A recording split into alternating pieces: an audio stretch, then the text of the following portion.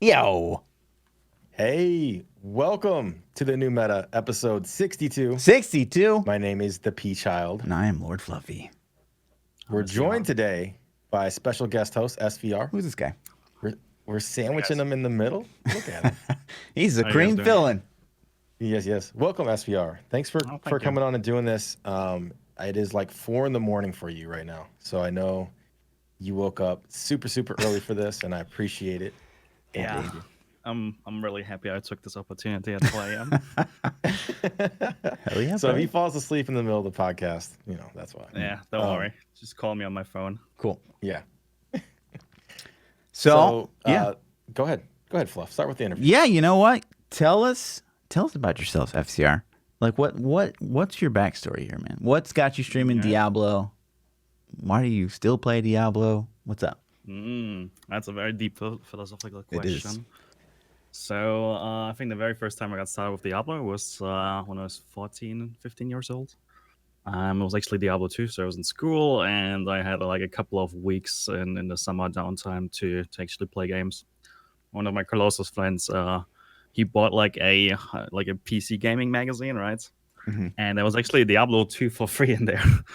And we actually just tested it out, and it was the first time I actually played it. And well, let's just say the first couple of encounters with the game were not that easy. Games back in the days were actually hard. And I'm not sure if you actually played it, but at least like I remember in Act 2, like the end of Act 2, like the boss is Duriel. And that was like always the brick wall for me when I was 14 or 15. I think I created like 8 or 10 characters and I never got past Duriel. Goddamn. And yeah, that was like my first time touching Diablo 2 or any Diablo game. Never played Diablo 1. And I actually rotated back to the game 2 years later when I was like, maybe there's something past Duriel. Turned out that's the case. And that's when I actually got to kill Diablo for the first time when I was like 16 or 17. And That's awesome. That's essentially me with Diablo. Yeah. Wow. Hard game at the beginning. Wow. So then, was Diablo 3 on your radar from the get-go? Like instantly as soon as it was announced, or did you pick it up later after it was out? No, it was directly on my radar. Like when the announcement hit, I think it was 2008, right? When the announcement hit on the World Something Invitational, right? Yeah, it's been like, so long, I don't remember. I think it was like Mark Morhaime on the stage, and he said, "We have something special for you, right?" And then Jay Wilson showed up, and the music was playing, and then Diablo 3 was announced, and actually, remember I that. remember. Oh yeah, I remember watching that one like 1 or 2 days later on YouTube, and I was very very hyped, and yeah, I actually had like night shipping for Diablo 3. I got Nice. it the night, yeah. So you Solid. were able to witness our, what wasn't it, 73 or 37? 30 something. Yeah, 37. Yeah, 30 Yeah, something. all right. Yeah, it was the same kind of for me. We got it. I don't remember how I got on my radar, but it was offered for free if you bought a year subscription to WoW. I remember that was like the first time I was like, oh crap, that Was kinda it Diablo 3?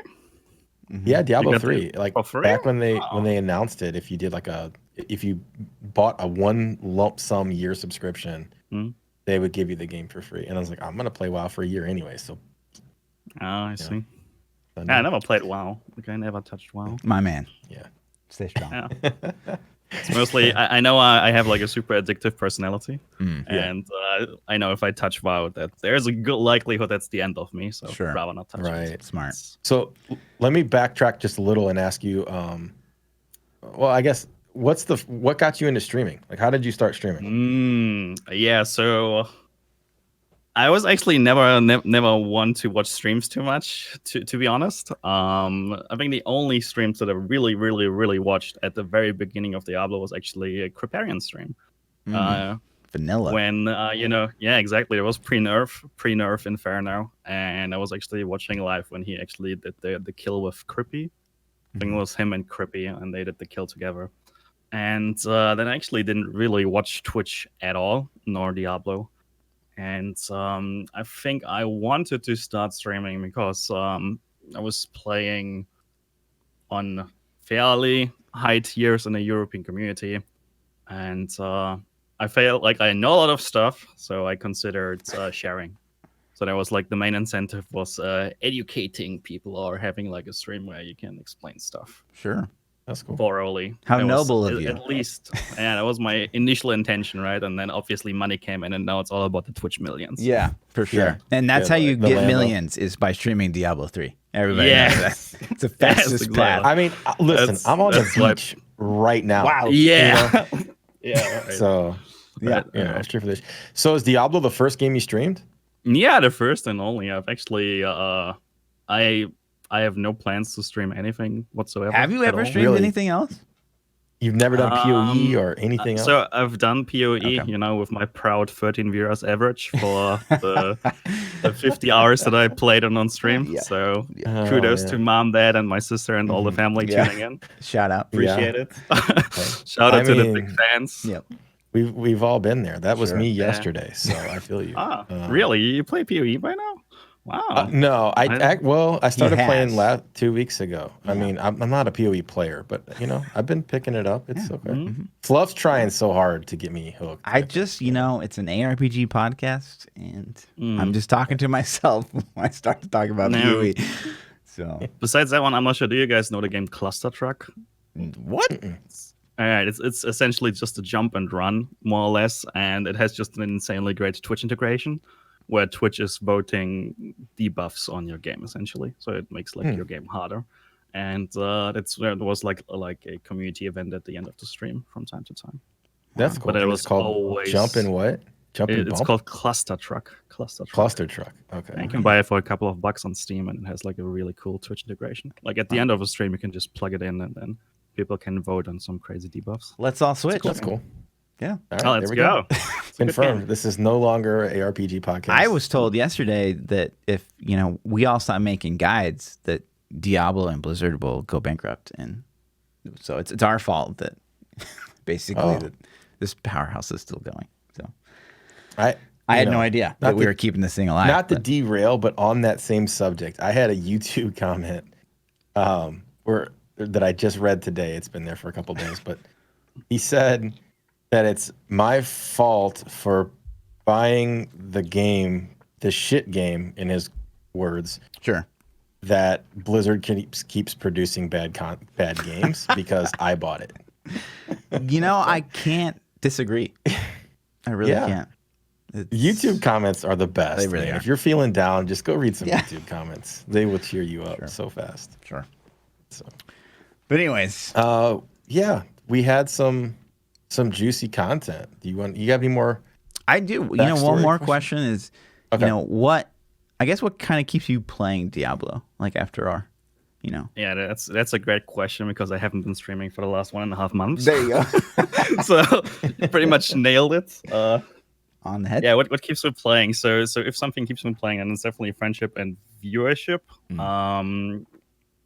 Yeah, but I haven't been playing the last 1.5 months, mostly because it's summertime. It's ridiculously hot in Europe. Last week we had like a 40 Celsius wave, which is for you guys like 108, I guess, Fahrenheit.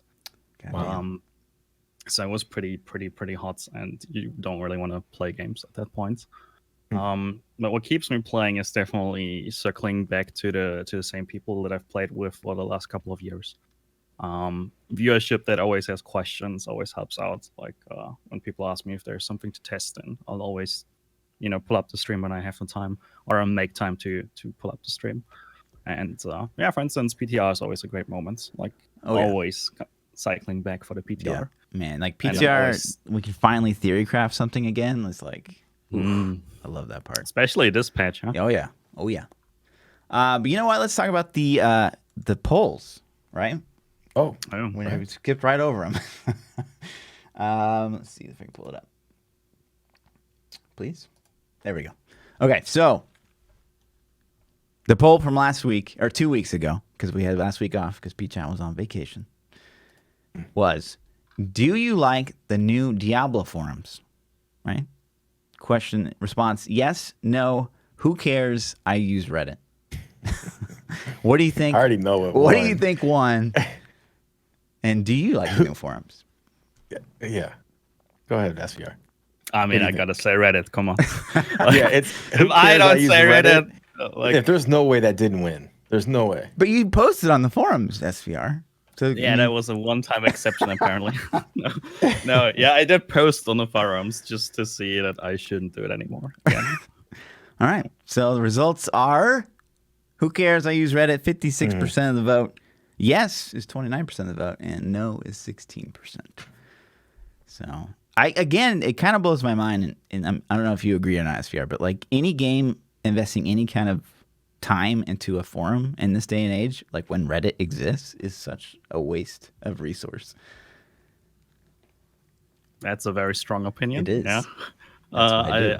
I just feel on the Battle.net forums, people are very likely to disagree just for the sake of disagreeing. If that makes sense. Sure. So that's what I feel that happens often in the Battle.net forums, and I don't have to feel that that's the case on Reddit. So Okay. So you think like Reddit's a little bit more welcoming? well, I mean, yeah, Reddit's got to be one of the most toxic places I've ever I experienced. think the forums are way more toxic than Reddit. I would also say forums win on toxicity. At this point in time, I 100% agree. But, the climate's dictated that a little bit. Right. So, I mean, it's overall a bit rough in Diablo, so. yeah. Yeah. Pretty much anywhere. But yeah, the poll for next week is, what are you most hyped for in 2.6.6?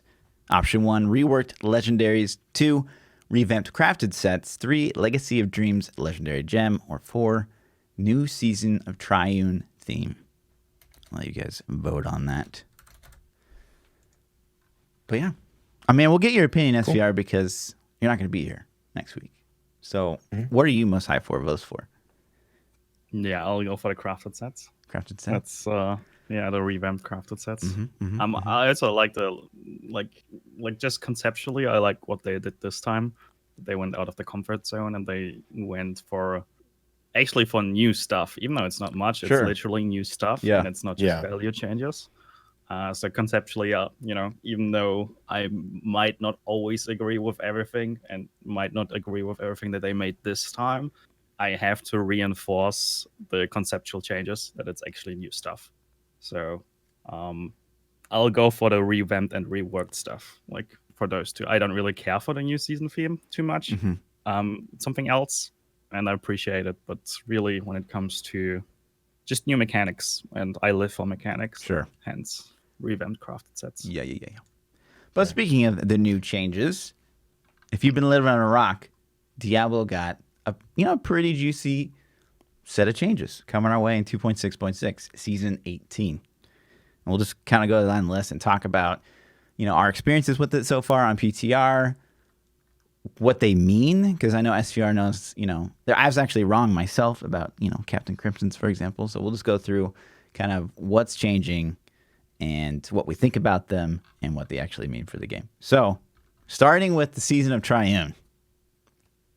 So for you guys who don't know, it's like Oculus Ring drops on the ground, and there's 3 different kinds, basically double damage, resource cost reduction, and cooldown reduction. What are your thoughts? First, I'll start with you, ThaPChild. What do you think about the Season of Triune? It's cool. I mean, it's new. It's not I was betting money we were going to get Season of Traveler's Pledge Compass Rose Endless Walk season. That's where my money was at, Yeah. So it's cool we didn't get that. And it's new. I don't know how much development, talent, and people they have devoted. So I appreciate the effort, man. It's cool. SVR? I agree. I also 100% expected Season of Traveler's Pledge and Compass Rose. I think many people did. And for me, that would have been maybe play the first week and that's it.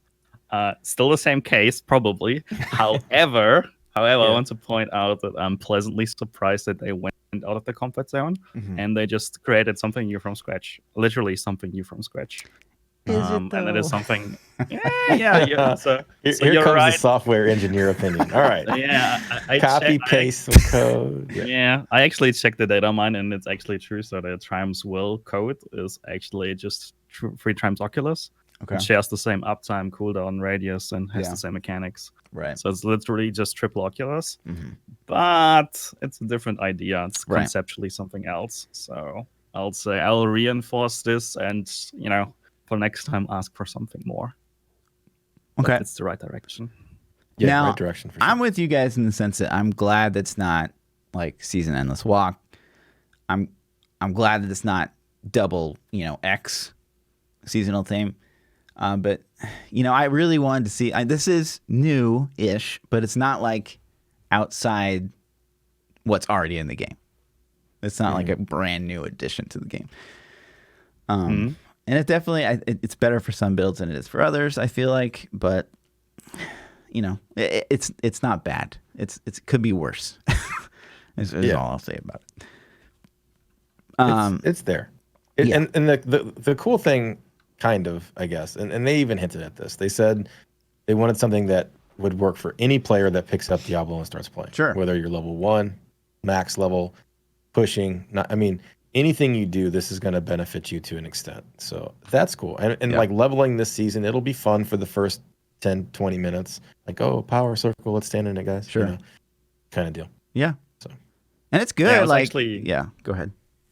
Yeah, when I was actually, so that's a fun failure story. I was actually leveling a new character on PTR with Leviathan together. And I was like, dude, that blue circle, which is the resource cost reduction run, right? And I was standing in it, and I was just holding down my wave of force, and my resource cost did not move. So my arcane power, is it? Yeah, arcane power did not move. I'm like, dude, this is kick-ass for leveling. It's so great. And then Leviathan is like, dude, you have a channeling pylon. I'm like, oh no. Oh, man. It felt so great, and then I got destroyed. Yeah. Yeah, the bad part is 20 seconds earlier, I was actually the one clicking a channeling pylon. So not my proudest moment. Solid. That's funny. Solid. Okay, so we'll start with the legendary effects, okay? Flavor of Time. So as you guys know, new legendary power. Pylon effects last twice as long. And I'm very curious what you think about this, SVR. So we'll start with you. Yeah, super scary, and I'm very scary of this one. I think it has some, like right now, it's not ridiculously overpowered, because at the power levels we're playing with right now, with Bazooka and Lonfon's Necro, people are fishing for rifts to clear in 5 minutes on 150. It's crazy. So it's not like we have tiers where a specific pylon has a lot of weight right now. Mm-hmm. However, back in the days, if you look back, like, let's say 5 seasons, 6 seasons, and we'll look at, we were playing tiers like 120s, 130s there. And the way we played the game was, you were playing the rift and you were just barely on time, maybe slightly behind time, and then you uncovered the conduit, right? And then you pulled your 4 to 5 packs to the conduit. You made like 2 minutes of time just for the boss, and then the boss killed the boss. And that's how we perceived and played high-grade rifts. Was just conduit was what gets you ahead of time to make enough, boss timer essentially. And if we essentially fast forward like 5 seasons or like 3 seasons, right? And what could we dream of? Well, we could ask for new tiers. We could also ask for rescaled content. So tiers are actually, we need to fight tiers again, and we need to clear in 14, 15 minutes, right? Mm-hmm. And that's when Flavor of Time becomes stronger and stronger, because the weight shifts more towards conduit again. Mm-hmm. And that is a hidden buff to Flavor of Time. And it makes Flavor of Time more and more mandatory. And I don't like that one. I think this is an item that essentially tells me we have no plan whatsoever to ever increase Great Earth Cap or rescale content. Because if we do so, then this item becomes stronger and stronger. And I believe that by design, pylons should not be scalable. Like, we should not, as players, have the option to scale pylons, because if we can, we'll always do so. Always. So it's interesting, that you mentioned that, like, if the cap didn't exist, it'd be more impactful. So you think, let's just assume that, like, Thorn's Necro gets nerfed, Starpack Wiz gets nerfed, and we're kind of maybe fighting for 150 again? Do you think that this would be more impactful? Yeah, definitely. Gotcha. So essentially, yes, it's the new Bane of the Trapped or Convention of Elements. It's just going to be required, Yeah, it's very strong. We'll see how they decide to. Right now, it's a bit buggy, so we'll see how they want to fix it. In what way is it buggy? I guess for those that don't know. I'll have to check my own thread for that one. Yeah, I just pull it up. Down. So it buffs the entire group if and only if the clicker has it equipped and if the pylons are powering. But power is that channeling bad? speed. Because that's kind of like Nemesis to me. I mean, a Nemesis would mean, so if Nemesis would behave the same way, that would mean that if the one with Nemesis clicks power, you That's get true. 4 packs. Yeah. So at each player's location. No. True. Right now, it's like each player. So if somebody who has Flavor of Time is clicking a pylon, and it's a power pylon, then everybody gets a double power time. So you think it should only be the clicker that gets the double time? I think right now it should only be the clicker, and even then, just for conduit, it's probably a bit too strong. Right on. So, Right on. ThaPChild, what do you think about the Flavor of Time? I mean, my initial thought was just using it for farming, for speed farms. You know how you could make things, you know, twice as long speed, twice as long conduit and power, just to blow up rifts, T16s. So to be honest, the first chance I had to look at the notes was last night. Okay. On stream, since I was on vacation, I unplugged, and so I haven't broken down a lot of things like you guys have, or been playtesting as much.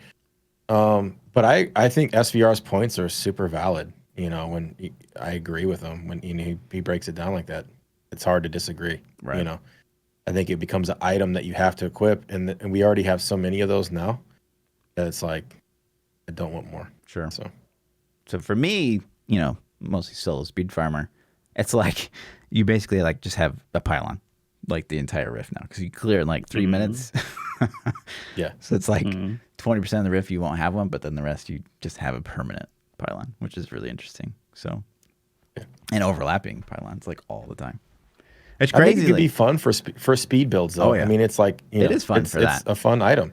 Yeah. I just would hate like SVR says like it becomes like this required thing and you're fishing for pylons. I mean, you're always fishing for pylons, but like they would be so much more powerful, double duration. So I don't like that. But moving on, the Executioner, which basically says attacks will slay enemies with less than 5 to 10% health. This is a 2-hand axe. ThaPChild, we'll start with you. What are your initial thoughts on this one? It's, you know, it's cool. It's a new effect on an item that wasn't really usable. It seems to fall in line with the name of the item, so they tried to tie things together. Again, like maybe that's where my mindset is these days, but most of these things I looked at, I'm like, ooh, speed farm build, you know? Yeah. So again, I went to, speed farm builds with this. Like, oh, that's cool. You can get an extra free frailty aura, basically, or frailty. Right. On a lot of classes that don't have it. And I know you were incorporating it in one of your new speed builds. Right? Me? No. Yeah, didn't you? No. Oh, I thought you put this in. I play a yours. necro. What the hell do I need this item for? SVR? Your thoughts? Yeah, I don't know what I was looking at. I mean, essentially, it's like mini frailty on a stick. Right? Yeah. They kind of want to give frailty to everyone. I think that's a good step. Next step is delete necro, and then we're Gucci. What the toxic? What? No, Wow. We're Gucci with necro. But I think it's funny that they excluded demon hunters because it's a 2-handed axe, and demon hunters cannot equip 2-handed axes, and it's also not equipable in a cube. So it's like, hey, you guys don't get to have frailty. Like everybody gets to have frailty. Necro gets a real frailty, and demon hunters are just. I would ask if you think that's intended, but I tend to think that nothing is ever intended. Okay, you asked them. Yeah, and so it's the same with Messerschmitt's reaver. Okay. And the answer was, yeah, by design, Executioner and Messerschmitt's reaver are not available for demon hunters. Weird. Okay. Huh. Yeah. Yeah. What do you think, Fluff? Yeah, I'm kind of the same opinion. Like, I just think it's a frailty for the classes that don't get it. I didn't even actually know until SVR said that the THs didn't get it because I didn't even think about that. But yeah, it's worthwhile noting that it does not work on a follower right now. Yeah. There's a huge debate going if it should work on a follower or not. It should not. So personally, I would say, like a lot of people have been asking me why I said in my feedback that I believe it's okay that it shouldn't work on the follower. And the reason is fairly simple. Right now, we have like a couple of competitive choices on the follower. Like you can equip Yungjing Du, which is the the freezing thingy below a threshold, and there's like Thunder Fury and Pick Sticker just for attack speed, and then there's like other stuff you can equip. Once Executioner is in a pool and Executioner works, you're forced to play Executioner. Yeah. This is not a choice anymore, Right. unless you play solo Necro. Unless you play solo Necro, but Executioner on the follower is just too strong in comparison what else you can have on the follower. 100%. Hence, I don't want to see it on follower. But it's I kind know a of lot of people. Yeah, you look at it and it's like, wow, follower item. Like I'll not play it right. because I have like an 8,000% multiplier in the cube. I'm not switching. But guess what? Yeah. so, but It's like it just makes the everyone's kind of locked into the unless you need like an attack speed breakpoint. Like you're kind of everyone plays Templar, so it's like, well, okay, we're gonna be forced to use Enchantress. yes, that's the next thing. Yeah. You have to do it. Enchantress. So I yeah, I think I it's don't like too her. strong. It's way too strong for a follower. Followers are stupid anyways, but They should just be removed from the game. they really should. But that's a different. Yeah. Moving on. This one I think is the weirdest one. Stone gauntlets. So new legendary power. Getting attacked slowly turns you to stone, and that's it. According to the tooltip. You gain 50% more armor, but your movement speed is reduced by 15%, and your attack speed is reduced by 20%, stacking up to 5 times. I said, one day with the patch notes, the first thing that came to mind with me is Condemned Crusader. But that's it. Like, what else could potentially possibly use this? Thorns Necro. That's I mean, what do VR? you guys think about? I mean, yeah, what do you guys think about the item? Just conceptually, it's like a trade-off item, right? We don't have trade-off items yet. In the current scheme of the game and the way power balance is so screwed up, like it's got negative. It's one of the few legendaries that has a negative effects with it too, like real consequences to putting it on. And the game's not designed that way. None of the balance goes that way. I think it's silly that it has it. Personally, I don't like it that much. Okay. Interesting. I mean, for me, like, I think the attack speed reduction just kills the item. I think it's just... Yeah, 100%. Why? There's going to be... Again, I didn't... Does Condemn scale off, like, attack speed at all? I don't even know, because I don't play Condemn. I don't think so, but yeah. So, that's why it's the only thing I could think of. Yeah. But you're still going to walk slow. Yeah, I mean, walk Condemn's slow. already But slow. if you're pushing, does it really matter if you're super, super slow? I guess not. I don't know. Yeah, I don't know. And then I couldn't think of anything else that could potentially break you out of that snare. I don't know. I don't know. Yeah. I don't know. Could you click the? I don't know. Is I don't buff like when it. You click I on? don't like anything about it. I especially don't like that the tooltip says it'll turn you to stone, because that doesn't mean anything to a brand new player. Yeah, that's true. It's more like a flavor text than actually a legendary FX description. So they, for some reason, don't want to be really technical. I'm not a big fan of that one. Yeah. Initially, when I read the item, I was sitting, back seat, and I'm like, Jesus, it's like a trade-off item. We don't really have trade-off items. We usually have items like item gives you X, and you look at it and like, how important is X to me? And do I rather want to have Y from a different item? And this time it's really just you get something, a bonus, but you also have to take in a penalty. So I was a bit indifferent about it. I wasn't really sure how to feel about it. And I was thinking, so the only builds that really want to play this is something that is not self-attacking, because the attack speed penalty is just way too high. So it's something that wants to get hit, which is, generic Fawns builds. So for generic Fawns builds, this wouldn't be terrible. Right. Because you don't really want to attack. You want to cast from time to time some stuff, and it will be slow. But your DPS is not really related to you attacking. It's about you getting hit. Right. And the same applies to Ivory Tower Crusader. So Ivory Tower 1 Crusader. I would like to want it.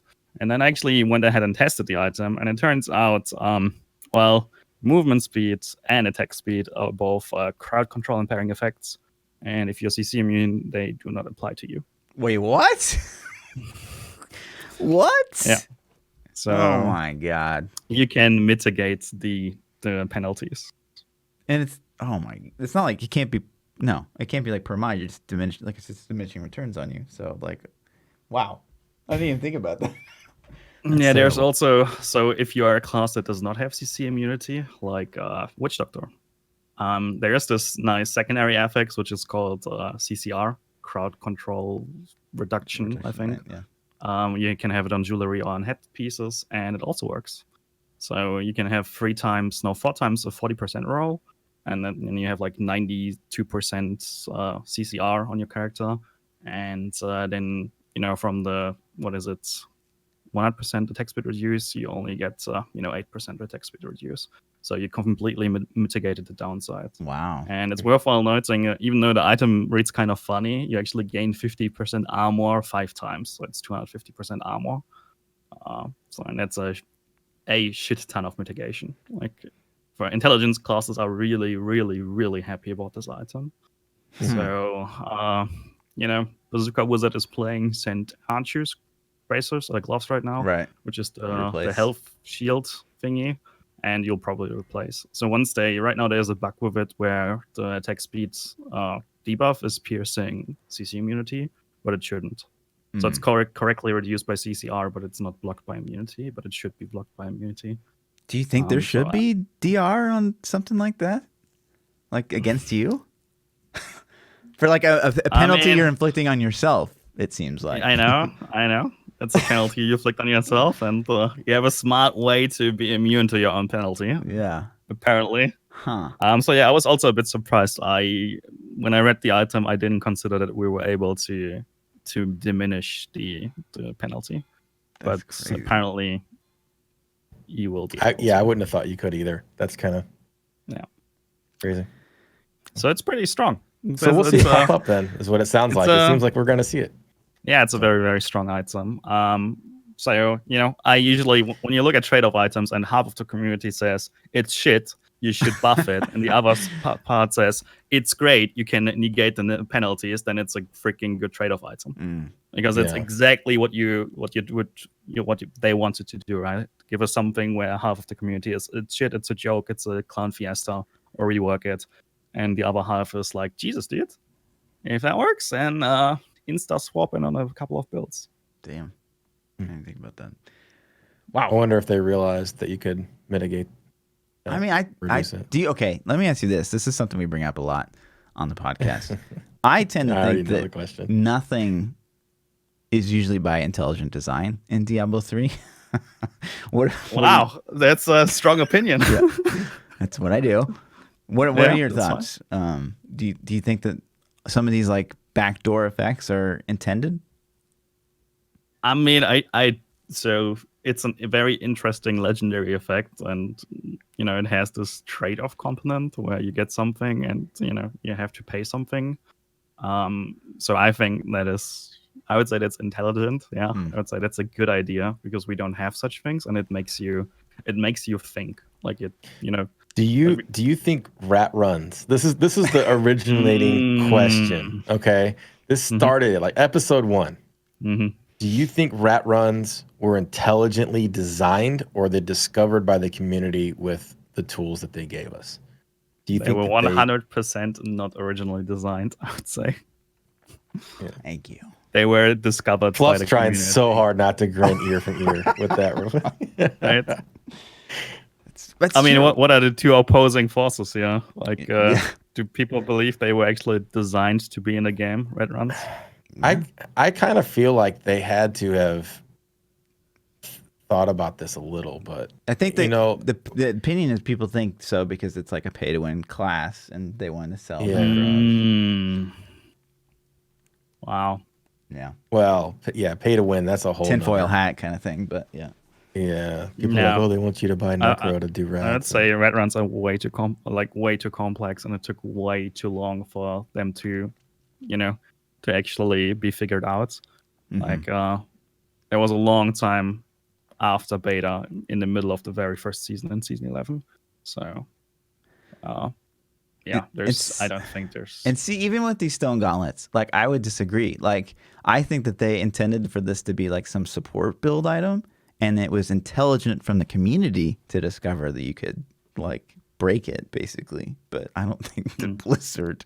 I just don't think anyone plays this game over there. I really don't. But sure. Moving on, Echoing Fury. Slaying enemies engulfs the wielder into a frenzy, which again is the tooltip.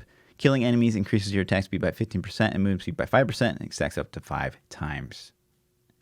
ThaPChild, initial thoughts? Honestly, not something that I super, barb item off the top of my head is what I thought, but I didn't spend a lot of time thinking about how I could incorporate this into any build that I'm going to play. Right. So Sure. I'm like a barb item. Cool. Next. I mean, Echoing Fury is a very, very old school vanilla item. Yeah, It was vanilla like was amazing. It was like the best in Yeah, it slot. was like the one-hand weapon. Yeah. If there was one-hand weapon, it was the Echoing Fury. Mhm. And each time you looted it, you were sitting there and you're like, hopefully this is, this is my 1,000 euro X that I mace that I can sell. Yeah. It was always like the implicit hope. Mm-hmm. So yeah, Echoing Fury has come a long way. It's worthwhile noting that the attack speed bonus on Echoing Fury is for some reason not the attack speed bonus that you get on your gear. It's not the same one. It's actually a legacy item, legacy modifier. So the 15% attacks per second, the 15% attack speed is actually 0.15 attacks per second, and that is a legacy modifier. It also existed on the original Echoing Fury. Right. I'm not sure if you remember, it had like plus 0.22 Yes, right. up to plus 0.25 attacks per second. And that is a legacy modifier. It does not exist anymore in this game and has been purged a long while ago. So that to me You're is a saying bit it's buggy. back on this? Yeah, it's back on this one. Wow. So Okay. so the Is it attack better speed or per hour. worse? It's so if you have it in cube and you have a two-hander equipped, so if you have the slower your weapon, the better it becomes. That's the See what you're faster saying. your weapon, the worse it is in Yep. comparison to the current increased attack speed percent. So so I'm not sure why it was reintroduced. By mistake, maybe? Yeah, probably mistake. we don't know. Yeah. But what do you overall? What do you think about it, other than like what it's actually doing? It's a shit ton of attack speed, right? Like Right. you're hitting like a machine gun, especially if you play like Hota something. If you have like if you're dual wielding and you have it in cube, for instance, then it's an incredible amount of attack speed.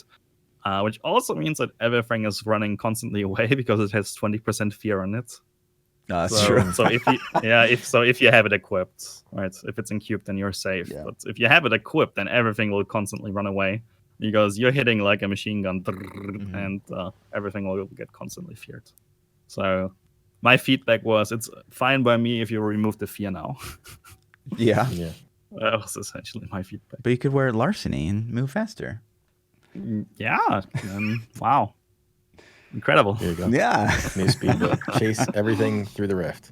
Yeah. What'd you think, Fluff? It's okay. It can actually be pretty decent, like early season for Necro, like until you get like the stuff that you would need because your corpse lance like breakpoint would fly way up. But outside of that, like the fact that it's on kill, I think makes it a lot worse. That's true. That's true. A lot of people ask for it to be on hit. Yeah. On hit basis. Because on RG, Well, it's dead in the water, like unless you have that's ads. true. So, I like it. Here's my problem with like, so assuming that the gauntlets were not intelligent design, and like the text is as it is, and there's no like backdoor that people are able to abuse it and make it quite good. My concern here is like adding legendary to the game is awesome, but like if we're adding more legendaries that don't do anything for any builds to the game, like we're kind of repeating our mistakes. And so that's what I fear for with some of these items. Like it's nice, Echo and Fury is nice, like early season, like I said, for like Necro. I could see, Whirlwind Speed Farm builds using it. But it's like never going to get used in the push build because it's on kill, probably. And on RG, it's worthless. So I like items that have really good usage. So I mean, they might change it to on hit. So yeah, I could see that. that would already be a severe buff. So yeah. Yeah. What about squirts? Squirts. So good. So good. SVR, what do you think? Squirts. I'm not sure. When I read it the first time, I was like, wait a second. So what's the difference to travelers right now? And then I saw, okay, you're actually taking more damage. Right. So it took me a while.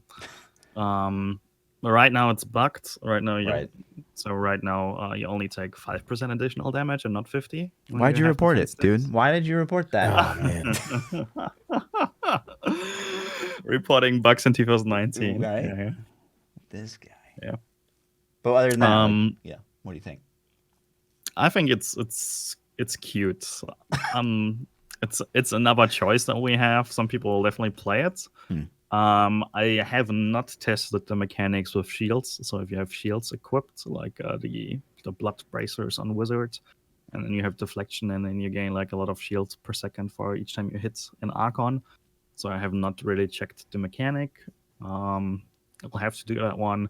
So if it doesn't debuff when you're being hit and your shield is absorbing it, so you're not losing life, then it's actually pretty strong, and we'll probably see some play.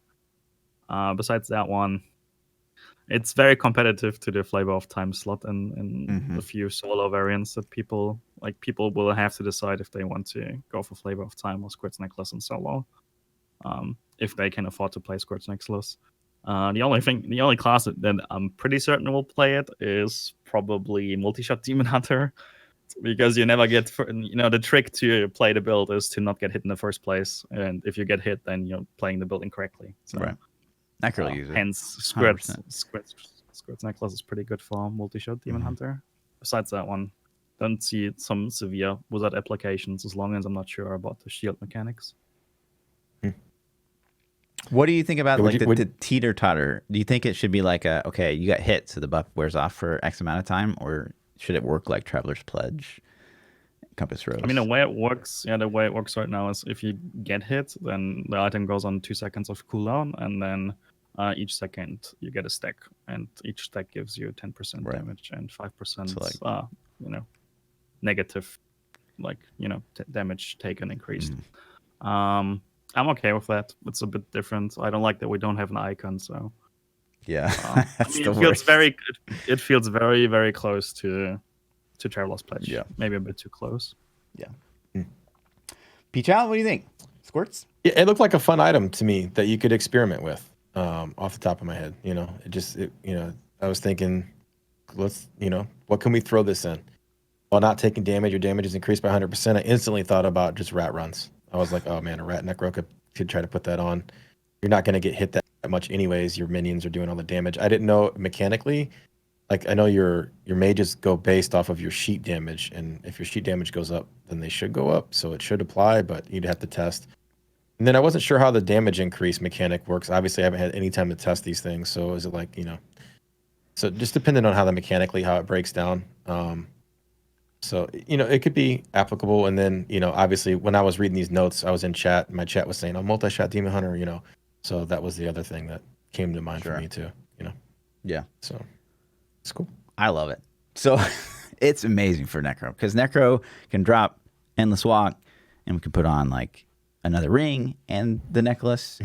Maybe I like it a lot right now because we're not getting that full 50% like mitigation debuff. We're only getting 45 really. But like, we can wear captains and we can put on the squirts, and it's like GG for every build I've ever made. So I really like it, but that's just my opinion. Ask me again after like the patch releases and I'm like dying all the time. Maybe I won't like it so much. One shot out of the Yeah, all the time. pretty much. I mean, Necros get one shot anyways, and gives 50%. Just don't get hit. Yeah, just don't get hit, forehead. But yeah, Messerschmitt's Reaver. New legendary power. Reduce the remaining cooldown of one of your skills by 1 second when you slay an enemy. ThaPChild, I'll start with you. Yeah, it's, it's like you have another Oculus ring, kind of, It just made me think of that. I don't know.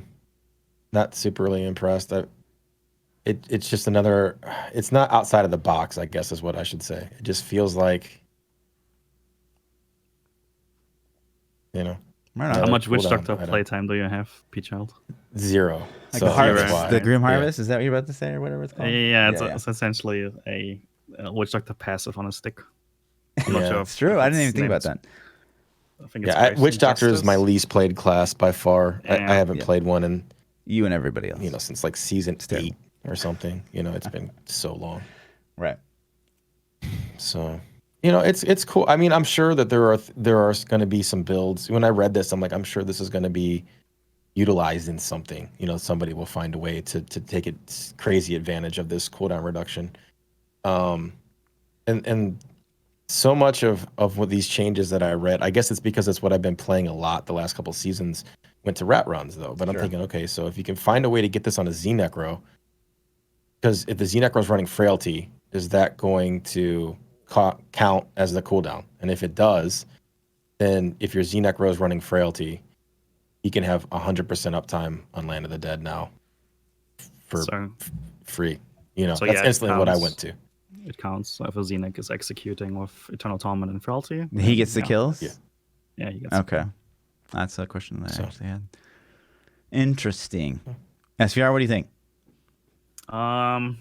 So initially when I read the item and I was like reading a patch notes, I'm like, wow, this is busted. They have to remove this. This breaks the game. Turns out completely wrong.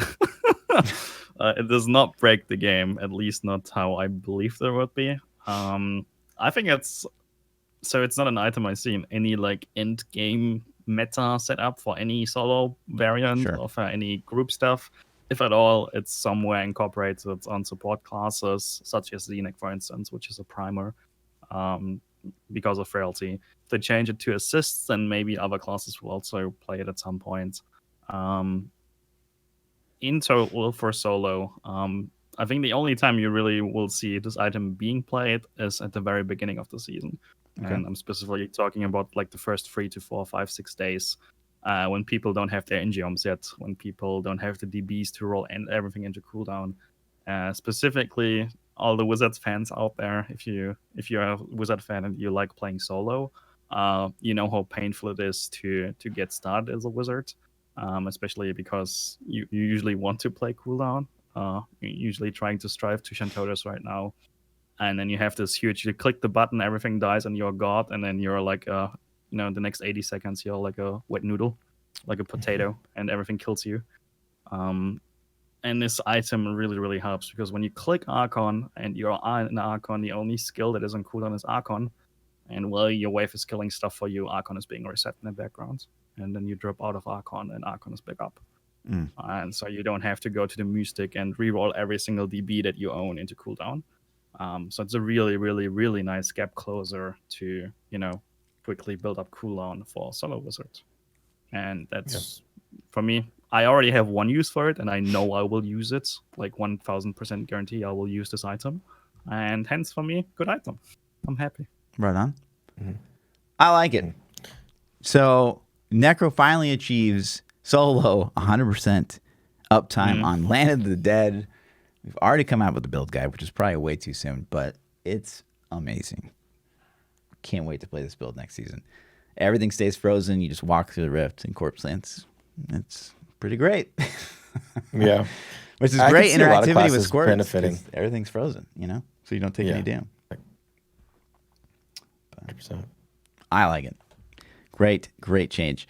Moving on to the formerly super controversial item, Mortick's Brace. So, Wrath of the Berserker gains the effect of every rune. And just to give everyone the full history, Mortick's Brace was it season 2, season 3? It was supposed to be added. The hardest I've ever been trolled in my life. I'm not over that still. It was supposed to be added to the game, and then last second, they just yanked it out. And pretty silently as well. And didn't tell us. Right. And so now they're bringing it back. And it's a really good item, but what do you guys think? SVR? Yeah, first of all, thanks to Blizzard back in the days. I'm really happy about we get to talk about this one. That was a good moment when I was sitting in TeamSpeak with my friends back in the days, and then it's like, dude, they pulled Mortick's Braces. What do you mean they pulled Mortick's Braces? Yeah, they did. So that was kind of painful. I think it was a couple of weeks back when somebody asked me on my channel, how I feel about Mortick bracers. So it was like, I don't know, like 3 months back maybe. I was like, yeah, by today's standards, Mortick bracers are not even good. So they could just include it and it would be just, free item for everyone because it doesn't matter at this point anymore. And turns out they did. So here's Mortick bracers. Doesn't really matter too much, unfortunately. If you loot it early in the season, you're happy. I'm not sure at which level it drops. I didn't look into it. But it's really like, when you don't have items and you don't have your cube set up yet and you loot it, then you're happy. 3 days later, you're not going to use it anymore. Sure. It really doesn't fit any bar build too much right now. There's always better choices right now, which is just, it's a bit outdated. It's like, what is it, like 14 seasons late, 13 seasons late. But it's a free item, so it's essentially a free item that got reactivated. So. I think it's still a solid option for speed farming. I think that like people will use it because it is quite good, but it's definitely not going to bridge that gap, which I think what Barbs were really hoping for is it would like catch them up, and it's just not going to do that. I agree. I think it'll be used in speed farm builds, especially with the introduction of the lawn gem. I think that Barbs potentially. There's but Barbs don't use, like, they can't really use lawn right now. Like, lawn's kind of dead for Barbs. It's pretty dead. Yeah. There's really not much it can do with lawn. Yeah. I don't know. I was thinking some speed builds, to potentially blow up some rifts, but I'd have to revisit. It's been a couple seasons since I played it. So. Yeah.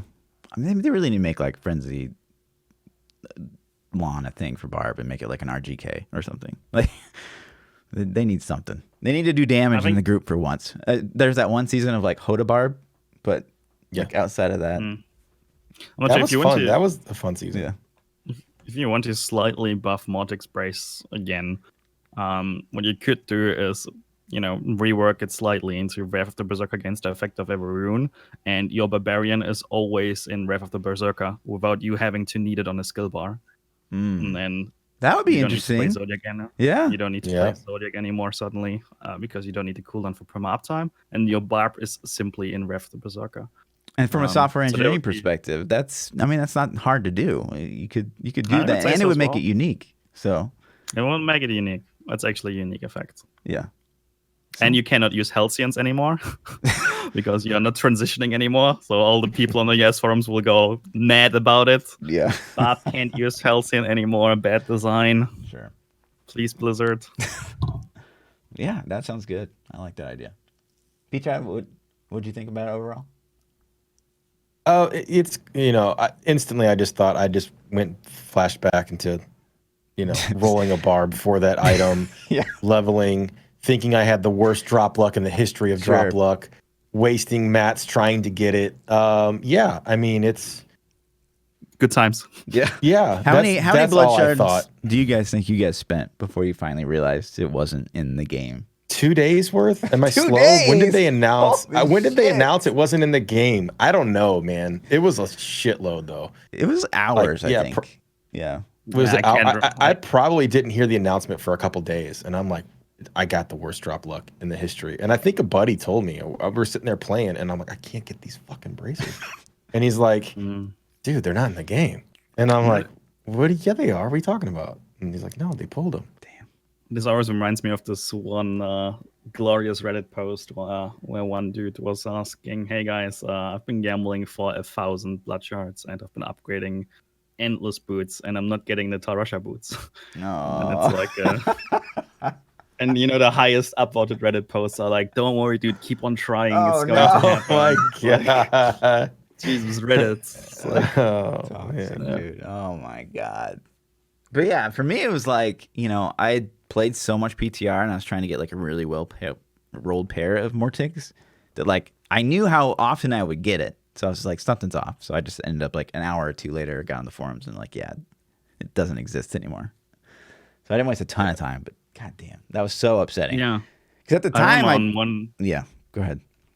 Yeah, on one console, they actually dropped for a couple of hours, and people were able to I loot do it remember and equip it, and then they deactivated the drop. So some people still had over all those years Mortick bracers.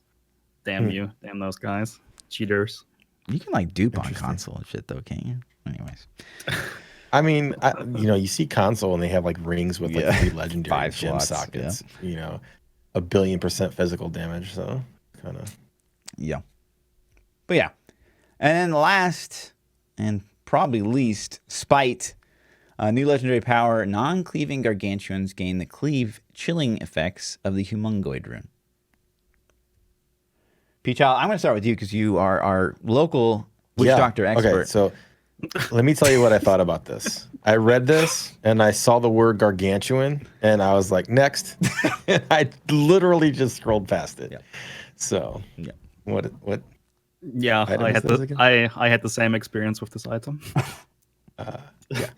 So I took 0 seconds of my life analyzing this item. Okay. I actually took enough time to click Shift P to check if I have a Witch Doctor levels. Turned out I did not have a Witch Doctor levels, and I didn't want to get a Witch Doctor re-leveled. How do you not so have one on your account? Like, not even non-season? Jeez Louise. That's dedicated. Yeah, See, that's a hate. I'm That's a hate for very witch doctors. dedicated. I'm a very dedicated Witch Doctor non-believer. Solid. My man. So proud since season 7. All right, so what do you continue think, to Fluff? do Did you analyze this? at all? Yeah, Did you I think mean, about it? I've played some fucking Witch Doctor in some dark days. When I hit rock bottom, I leveled the Witch Doctor. And, the other runes on Garg, like Rasper Protector is basically the only one that's like, okay. But it's not like, wow, this is going to do a lot for the Witch Doctor. All the other runes are terrible. So it's a good idea, but they'd have to like revamp Garg to make it good. So... But I'm curious, like, what an actual witch doctor, like, if he asks, like, Big Daddy Den, like, if he's like, oh, that's great. So, who knows? Yeah, I wish I could. I can't give any insight on that at all. So, Right. But moving on to, this is a really interesting thing to me, and I'm curious what you guys think about it. But Legacy of Dreams is a new legendary gem that basically the TLDR is it gives you Lawn for free. Yeah. And a little added bonus is that you get damage modifiers for just wearing legendaries. You don't have to have them ancient. So, SVR, I'm You get starting started, with you. Fluff. No, you get started. I'll I want start. to hear Yeah, your you go opinion first. Yeah, you I go want to hear first. your opinion first. So, Because Witch Doctor is like the long, Necro is like the long class right now. So go for it. I'm kind of torn on this. So one is like, that's great. It makes builds that, were created last season not completely dead in the water. They lose a legendary gem, which I think is a pretty fair trade. Some builds it's still going to kill them probably. But I'm also kind of on the fence because it's like, well, now I feel like you're setting this expectation going forward that maybe we're going to get ways of continuing our seasonal themes going into every season. Oh, yeah. Which wouldn't be the worst thing ever. I think it's the worst thing ever. So I mean, you're already seeing people like, where's our Rorg? Like, where's our how can we get Rorg all the time? That was But that's- exactly my response. I'm like, so guys, when I'm getting this this gem for double bounties, please. Yeah, I think this one definitely has a trade-off though, because you're losing that gem slot. And I like you said, it definitely impacts. No matter what build you're playing, it hurts you a little bit. But to go from 2 ring slots to like a legendary gem, that's so strong. It's so super strong. powerful. It's super powerful. I agree. I think it's okay. I mean, it's cool. Like the balance is long gone. Yeah, for So sure. at this point, it gives you more build choices, and that seems like a good thing to me. Okay. So you're giving up something to get it. You got more build choices. I think it's a good thing, personally. Okay. SVR? Let's hear it, SVR. Yeah, He's I'm over there very like, I'm very pleasantly surprised by the implementation. So how the idea of condensing a seasonal theme and giving us the option to replay it essentially. So I'm very fond of this one, and I think it's I would say an elegant implementation. At least when I read it the first time, and after playing it, I would say it still is. So I was very, very pleasantly surprised that they went down the road of doing it this way. Okay. The next thing is I also mentioned remember, so every single time we get a good theme and we like it, we'll ask for a gem. And if we don't get a gem, we'll cry. So get used to a lot of crying after this condensed implementation. Yeah. And as you guys already mentioned, it's essentially like a classic LON with 2 rings in comparison to getting 2 rings but sacrificing 1 gem. And back in the days, we'd always say, "Oh, you can if you have Bane of the Trapped in your build, you cannot cut it for whatever reason." Well, guess what? Now you can. Right. And you can really, really like any generic DPS gem that you have. You'll make this trade. You will Sure. swap your generic DPS gem, which is Zeiss or Trapped or Sure. powerful. You'll swap those out at all times, and you'll always get 2 additional rings. I think Necro is probably the strongest class on this one because Necro rings are just completely through the roof and just crazy strong. Lawn Star Pack Wiz is what? I mean, Lon Starpack West does not have strong rings except for COE. It's just the the other strongest. rings are just wet. Yeah, it's the strongest build. But, Don't let him deflect you, rings. SVR. He's just trying to protect his little baby over there. Yeah, Don't talk about Necro. There's And, Necro. Don't blame Necro. Yeah. Yeah. So yeah, that trade-off will always happen. People will always make that swap essentially. If you have a build where you have 3 gems and you can't swap it out, like you can't swap any of those 3 gems because you have to play all 3 of them, then yeah, you'll have to play classic lawn rings. So you'll have to find those. Do you 2 think rings. anyone would ever do that? Play lawn rings? I think Lawn Fonts Necro can actually not make the swap right now. Because on some bosses, so if you only go for Blighter and Blighter only, then maybe you can do it because they don't always die without Enforcer on Blighter.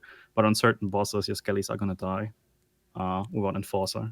And Boyaski's are strict and you can't swap those. So essentially It's what we what could it's- do is delete Thorn's Necro. That's what you're saying. We could delete Fonts Necro. Where's my shield? Wait. Yeah. Please. Definitely for the deletion of Fonts Necro Yeah. nowadays. Yeah. I kind of like it. I like Thorn's Necro. Can I ban you like from I've the never call? played it. All right, and then moving on to SVR's favorite thing is the crafted set revamp. Okay. Yay! So starting with Sage's Journey. Do they listen to the podcast? They have to, right? Yeah, right? Mm-hmm. Right. Sage's I was like, when I Journey. was reading this, and I saw the belt has been added, I was like, I imagined Lord Fluffy like at home and just crying from happiness, like tears dripping down his face, and he's like, thanks. I had to have been the one that asked for additional items. There's no way it was you, Fluffy. No, I don't think it was me Because because I actually don't really care about Sage. But I it's hated that probably me Necro because couldn't use it. if it was you, 100% this belt would not be in the game. 100%. There's That's no a way. fact. That is actually a scientific. That is a fact. So Yeah, it'd been like removed. it's cool. I'm glad they added it. I haven't broken down what you can incorporate now with this extra item. It's probably enough to get mages in the game. Maybe Crusaders can do it easier now. What other classes are going to be able to benefit from this? Really, all of them, or I haven't broken down. Who needed what item to make it work. Yeah, I would say all of them. Really. It would be cool if they would have added more than just the belt. To me personally, I like give us more options. Maybe it'd be too broken. I don't know. So, but it's cool. Yeah, I'm for it. It's all right. What do you think, SVR? Yeah, it's okay. Like when I read it, I was like the only one who was really happy about this is the Necro class. I'm like, all right, give Necro this 1 bone. Yeah. And then next patch, delete it. I was like, my advice on this. Okay, so with this change, I'm kind of leaning towards that Necro might be the best at running Sage. Maybe. Yeah, I'll still go with Sunwoku Monk. Sunwoku? If you want to Sage, then I'll go say Sunwoku Yeah, Monk. Sunwoku Monk's pretty sick. Okay, Yeah, okay. I agree. I don't know so what can you incorporate? What build are you putting this on? You can Necro? do it on I haven't Pestilence. ever thought about a Necro. You can do it on Mages. It's pretty strong. Yeah, you could you do it? Could you do it with mages would be sick. Yep. Rothma mages. Yeah. Yeah. Obviously. No, lawn, because, cancel out your... Yeah. But yeah, it's okay. I actually don't. To me, it kind of throws off the balance. Like when people run like, Boon of the Hoarder and T16, I never run out of. I don't know. I just don't run out of go. Maybe because I'm not like farming like 120s all day. Yeah. But like for me, Yeah. like I just don't need T16 that. has lessened the pain for Yeah. Death's Breath, I think, for me. But You end up I mean, for me- needing more like souls to keep up, and you just Yeah. don't get them. So Yeah, I've never had any troubles with sustaining DBs ever. Right. Like ever. When you look on my seasonal account and you look at my DBs, I have way more DBs than anything else. So I think this I'm is not this sure is what like that a tells about me. I'm not sure Yeah. what that means. You don't but, pick anything this I is like going to that be means. really really good for early season because they did the second part Yeah, of the true, change is true. they give it to you instantly now. You don't have to get it. So I think the initial first couple hours of hitting max level is when the death breaths are like really hurting. You're hurting really bad to reroll items. I think that's going to be like the most beneficial. If you can somehow pull off some set bonuses and craft these pieces and get them on, you're going to be set. Sure. Or you if know, you're being early season. carried, like that's GG. Someone Yeah. else does all the damage. You just get some double DBs. You just get double the death breath, right? Yeah. So, But yeah, it's okay. Captain Crimson's Trimmings. Goddamn. Now, we're going to clear some stuff up about this item. But two, the 2-piece bonus gives you 20% cooldown reduction, 20% resource caution. 3 bonus gives you a damage dealt is increased by a total percentage of your cooldown reduction, and damage taken is reduced by a total percentage of your resource cost reduction. And this operates a little strange to me. And I'm curious what your thoughts are, SCR. But yeah, go ahead. What do you think? ThaPChild, you want to go first? it just looks good to me. I mean, when I saw this change, I was like, oh, shit. You know, that's immediately what I thought. Oh, shit. Was like, this can be used in a lot of things. This is going to be awesome. So I wished I would have had exact numbers for the bonuses. Like it says a total percentage of your quota. Like mechanically, I was interested, which I'm sure SVR is going about to explain how it works. But I was instantly like, oh, exactly. So how does this work exactly? Like, Yeah. You know. Yeah, it'd be great if they told us, but Yeah. So when I saw Captain Crimson's the first time, I was very indifferent about this change, and my initial thoughts would be, for the damage, most people will probably not really use it, and for the damage mitigation, maybe some support classes would like to have it, and that's about it. And I really did not see any, like, I didn't really think about Season 18 at that point with the resource cost reduction ring from Triumphs. So for me, it was more like well, it's pretty nice. I don't see it being played too much. That was my initial thought. And when I logged into PTR and I tested it, and I checked the leaderboards, turns out Demon Hunters are actually playing it on multi-shots. And then I looked at, it's a trade-off here, and it's like, wow, it's actually a really insanely good item for like a setup for multi-shot Demon Hunter to incorporate. You get damage, and you get damage mitigation, and you can always just tumble into the resource cost reduction ring, which gives you 50% resource cost reduction, and it gives you mitigation. So on that end, it's a really, really, really strongly and really well paired for multi-shot Demon Hunters. So those guys will be insanely happy about Captain Crimson's right now. Wizards took me a while to figure out a setup where you can incorporate it into the Shantota Wizards. Those guys are also happy about it, like really happy about the cooldown reduction, especially about the 2-piece. Helps early on quite a lot. So the way it works is essentially the value that you see under your overall cooldown reduction is an additive multiplier to your build, right?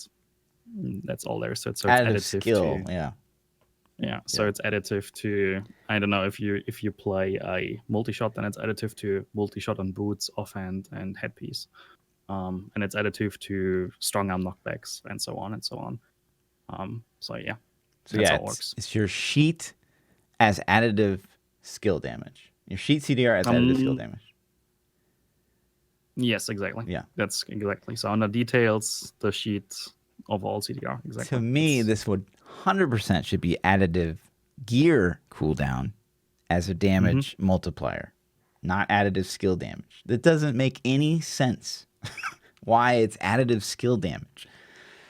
I mean, there's kind of an obvious reason why that's not the case for the resource cost reduction run, right? Because you equip Yangs, which gives you 50% resource cost reduction, and then you tumble into a blue Triumph's Will, and then you have 100% resource cost reduction additive, and then guess what? You're invincible. So obviously that's not how it works on that ends. But at 100% least for the mitigation. mitigation wouldn't give you Yeah. no damage taken. It'd just be 100% damage No, reduced. That's so you mean like half the damage then? Yeah. That's how you see it. No, that would be 50% damage reduction. You get half of your calculated toughness. How No, that's not how. No. So essentially, the way LON works. So LON is actually additive to itself. So each instance of LON gives you 4% damage reduction, right? And you have 13 pieces, so you get 55% damage reduction. Sure. And that is not like. So essentially, the way you can look at it, like really simply, is having 50% damage reduction is doubling your toughness. Sure. So you look at your toughness value, and it's like, even though it's not depicted in there, it's like, all right, it's doubling my toughness. That's the way to look at it. And a lot of people have been asking for something like primals should give an additional bonus to the LON set, right? You should give something like, I don't know, like 6%. Additive damage reduction is insanely strong in this game.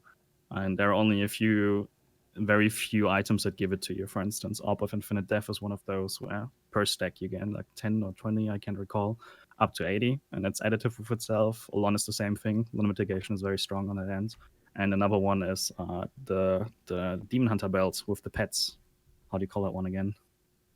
I always forget the name. Sentry? But no, Does it start with a V? Oh man. I can't recall the name. Oh, it's Zoes. It's Zoes. Zoes, yeah. That's the one.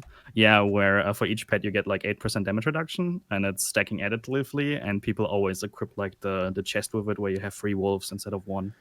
And it's because it's additively stacking with each other. And that's why Zoe's secret is pretty busted, like very busted. What do you, side tangent, what do you think, like, do you think people are really thinking that through and they're like, oh, Primal should give more for LON? Do you think that would be people so broken? Yeah, I don't mind if the damage is scaling, but I do mind if the mitigation is scaling. But let me ask you this, thinking about that. So, like, your end season push is basically based on how lucky you are. Sure. So is that good? Like, would that be good? That's an entirely different question, right? That has nothing to do with Captain Crimson. Sure. Don't we have like a schedule slot later? Nah, we don't ever stick to that thing. We don't. Okay. But yeah. But yeah. I think it's nice especially for Necro. We stack cooldown, so yeah. How could this not be good? I'm a little disappointed that it doesn't work the way I originally thought it did. Because here's the thing. So I immediately thought, I saw this and it's like, oh, is it like additive like gear cooldown reduction? Like, And then I saw a forum post that like this guy who broke it down frame by frame. He's like, yep, that's how it works. And I was like, cool, that's how it works. And I made YouTube videos and I'm totally fucking wrong. And it's additive skill damage, which still I don't understand. But anyways. Great. I actually tested that. I tested that set slightly with Condemned Crusader because that was one of the first things when I saw it. I'm like, well, I'm going to get cooldown reduction with Condemn. I'm going to get damage reduction. I'm like, let's just throw it on with my Condemned Crusader and see what it feels like. And it felt pretty equal. Like the trade-off that I gave up to get it was about equal. Toughness felt great though. Like it definitely made me feel good. But Condemn's it's not going to be end game push. Like Condemn's still not the build for Crusader. It was just something I'm like, oh, I can throw this in. Let's give it a try.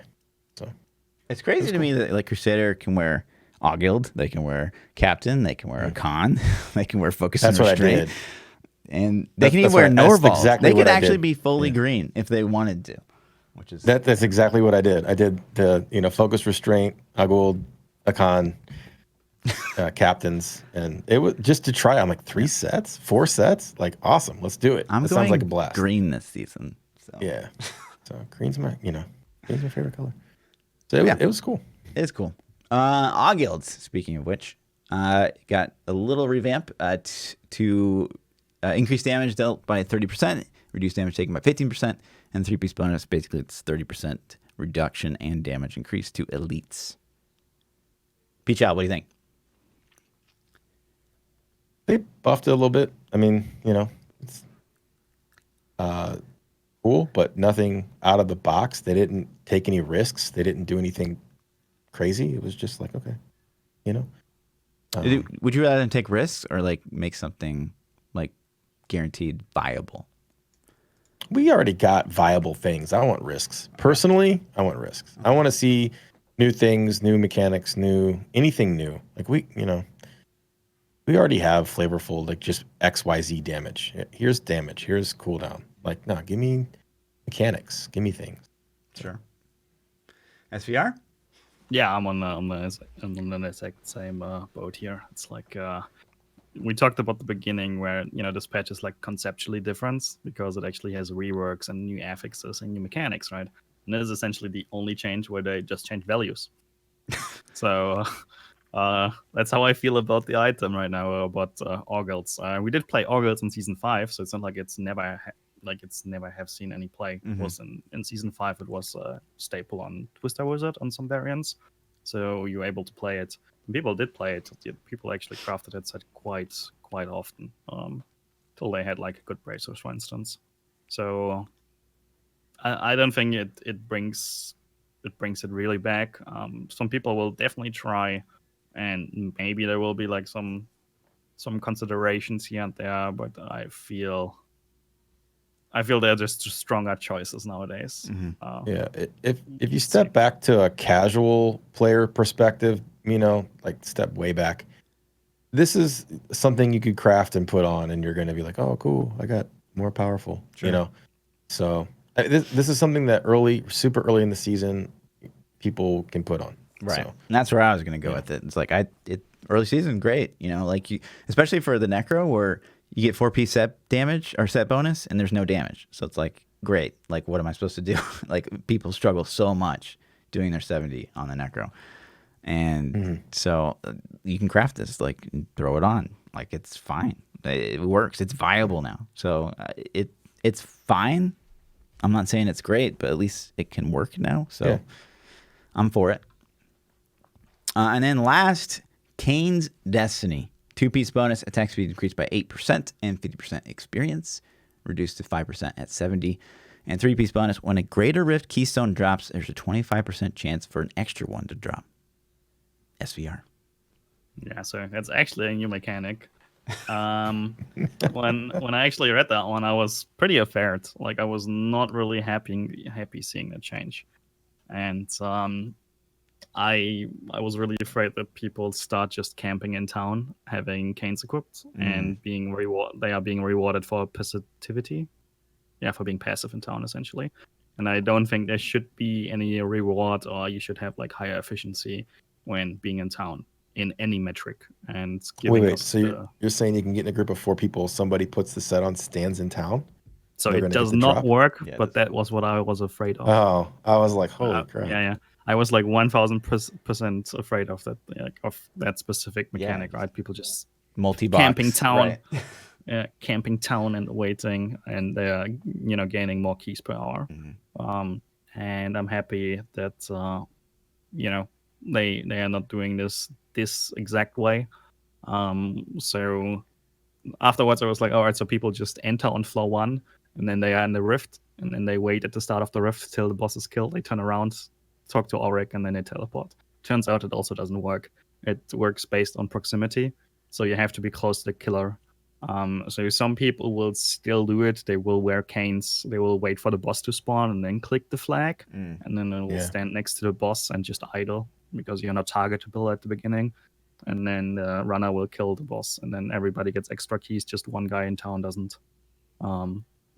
So that's kind of annoying, though, for like groups, because no one's together most of the time in like tournament farming. It seems like, anyways, everyone's just flying off, one-shotting everything. So that could be super annoying if you're like, I have Canes on, and then you just don't. Yeah, get the I wonder what the radius is on that. No, we didn't really test, and it's not in the data mine. So I checked the data mine, and there's nothing in there. I wonder if it's the entire level. No, best guess is 2 screens. Yeah. 2 to 3 screens is the best guess right now. That kind of sucks. Yeah. So don't fall behind on Cains. Make sure you have flashing strike and everything.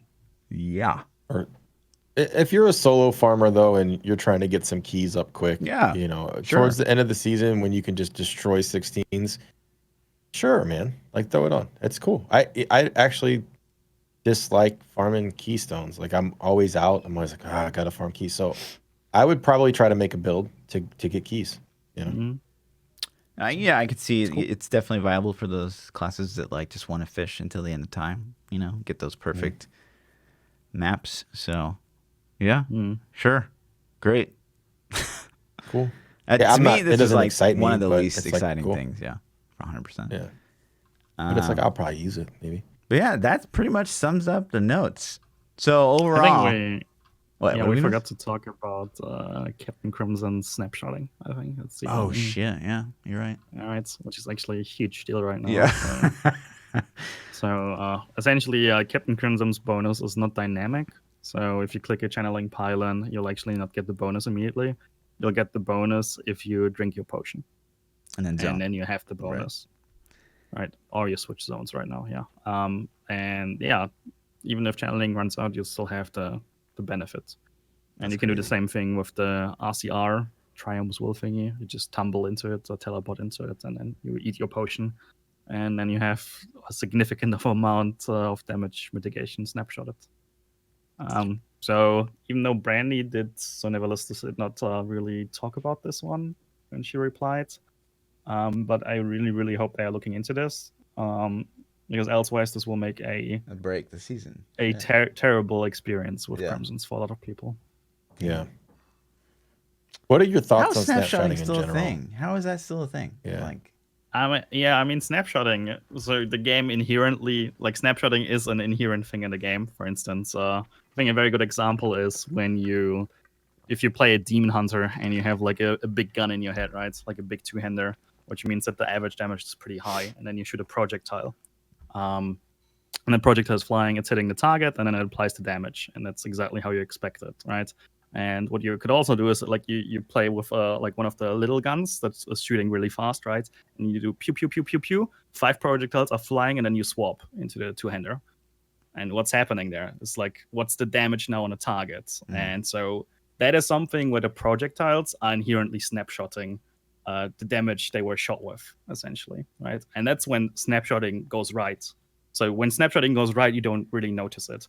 And the game is inherently at all times snapshotting a lot of things. Like every single time you create a skill or a character or like place a hider or something, a lot of things from your character are directly snapshotted, and a lot of things are correctly snapshotted. You just notice it when it goes severely wrong. And severely wrong is something like this, Captain Crimson's. Something that is also like super severely wrong is I think like the prime example here at all times is Uliana Monk. Back in the days when you clicked the pylon and then you placed a explosive palm, and as long as you didn't overwrite this explosive palm, that explosive palm, as long as it explodes and propagates, always has a power pylon snapshotted. So you were able to carry an explosive palm with power over the entirety of the floor. As long as you didn't accidentally proc it from your auto attack or whatever. Yeah. Exactly. So you always had to make sure that this specific explosive palm is always being cloned and propagated and never being overwritten. And it's like a classic mistake of snapshotting going wrong. Right. And a buff not timing out on an ability that is cloning itself. So that was one of like the prime examples of something going terribly wrong. And there are other instances where snapshotting is going incorrect or badly, and you notice as a player. But snapshotting is always in the game, whether we want it or not. Like, it's always in the game. And they're like, for instance, something like you have 100% crit chance on Demon Hunter from the, how do you call that one? The chest piece where you're under life threshold. Oh, Shimizu? Is that Shimizu? Yeah, I don't know how to pronounce it, but I understand what. Yep. Yeah. So assume you're under the life threshold, and then you place a sentry, and your sentry is shooting, and then you go healing. Does your sentry have 100% crit chance still? It's like, who the fuck knows? Like, nobody knows. You have to test it, and it either snapshots or it doesn't. And there's like, some people would say, yeah, obviously it has to snapshot because I timed it that way, and that's player skill. And other people would say, no, that's borderline exploitive behavior. That's not how it should work. It should be dynamic. So on some, on some items, it's like a philosophical talk of whether or not it should work. I think in this instance, there's no cookie cutter. This should be this way. It should be this way. So yeah. By the way, it's dynamic. Right. I actually tested that one back in the Sure. day, so that one is actually dynamic. Yeah, and it seems that to be the trend they're going for, because you look at Necro, their latest beast, and the mages are dynamic. So Yeah. I think that's how they want it to be. So it surprises me when these like snapshotting instances like rear their ugly heads again. That's what because I don't remember it since Juliana. Like that's the last time I heard someone say snapshotting in Diablo. Before that, it was like Witch Doctors going crazy with snapshotting, but I can't remember anything since Juliana. There was some Demon Hunter. It was a multi-shot Demon Hunter had some potion snapshot thing recently. You're right. Yep. Yeah. Multi-shot the- potion exploit. Yeah, that's the latest one I could think of. That's true. So Yeah, Good call. that was a good one. Anyways. yeah, But yeah, so it's pretty much sums up all the changes. So if right, you guys so- have a give rating, 10, something out of 10, overall, what do you give it? oh man, I don't want to be the first one. Fluff, you're the first one. Fluff, you go first. Okay, yeah, you're the- sure. Yeah, go first. I think there's a Solid lot of 2. easy wins here. I think that Okay. it's safe. 6 out of 10? 5.5 out of 10. Yeah, 6 was what I was gonna say too. So That's All right. So I would go way higher just because I want to reinforce what they conceptually did. Sure. Even though I'm not super happy and it's like absolutely meta changing and I have to go to the whiteboard and refigure out every single build in existence of Diablo. It would obviously be like the dream and there would be infinite content for all of us. That's not the case. That would be a 10 out of 10. But they are striving towards the right direction conceptually, going out of their comfort zone. I think 100%. Stone Gauntlet is like the prime example to me for this patch, where half of the people say it's shit, other half says it's probably viable or pretty good, and it's a trade-off item, so they nailed it. And they have never done it before, so in total, I'd say good job and 8 out of 10. If they did it on purpose, they nailed it.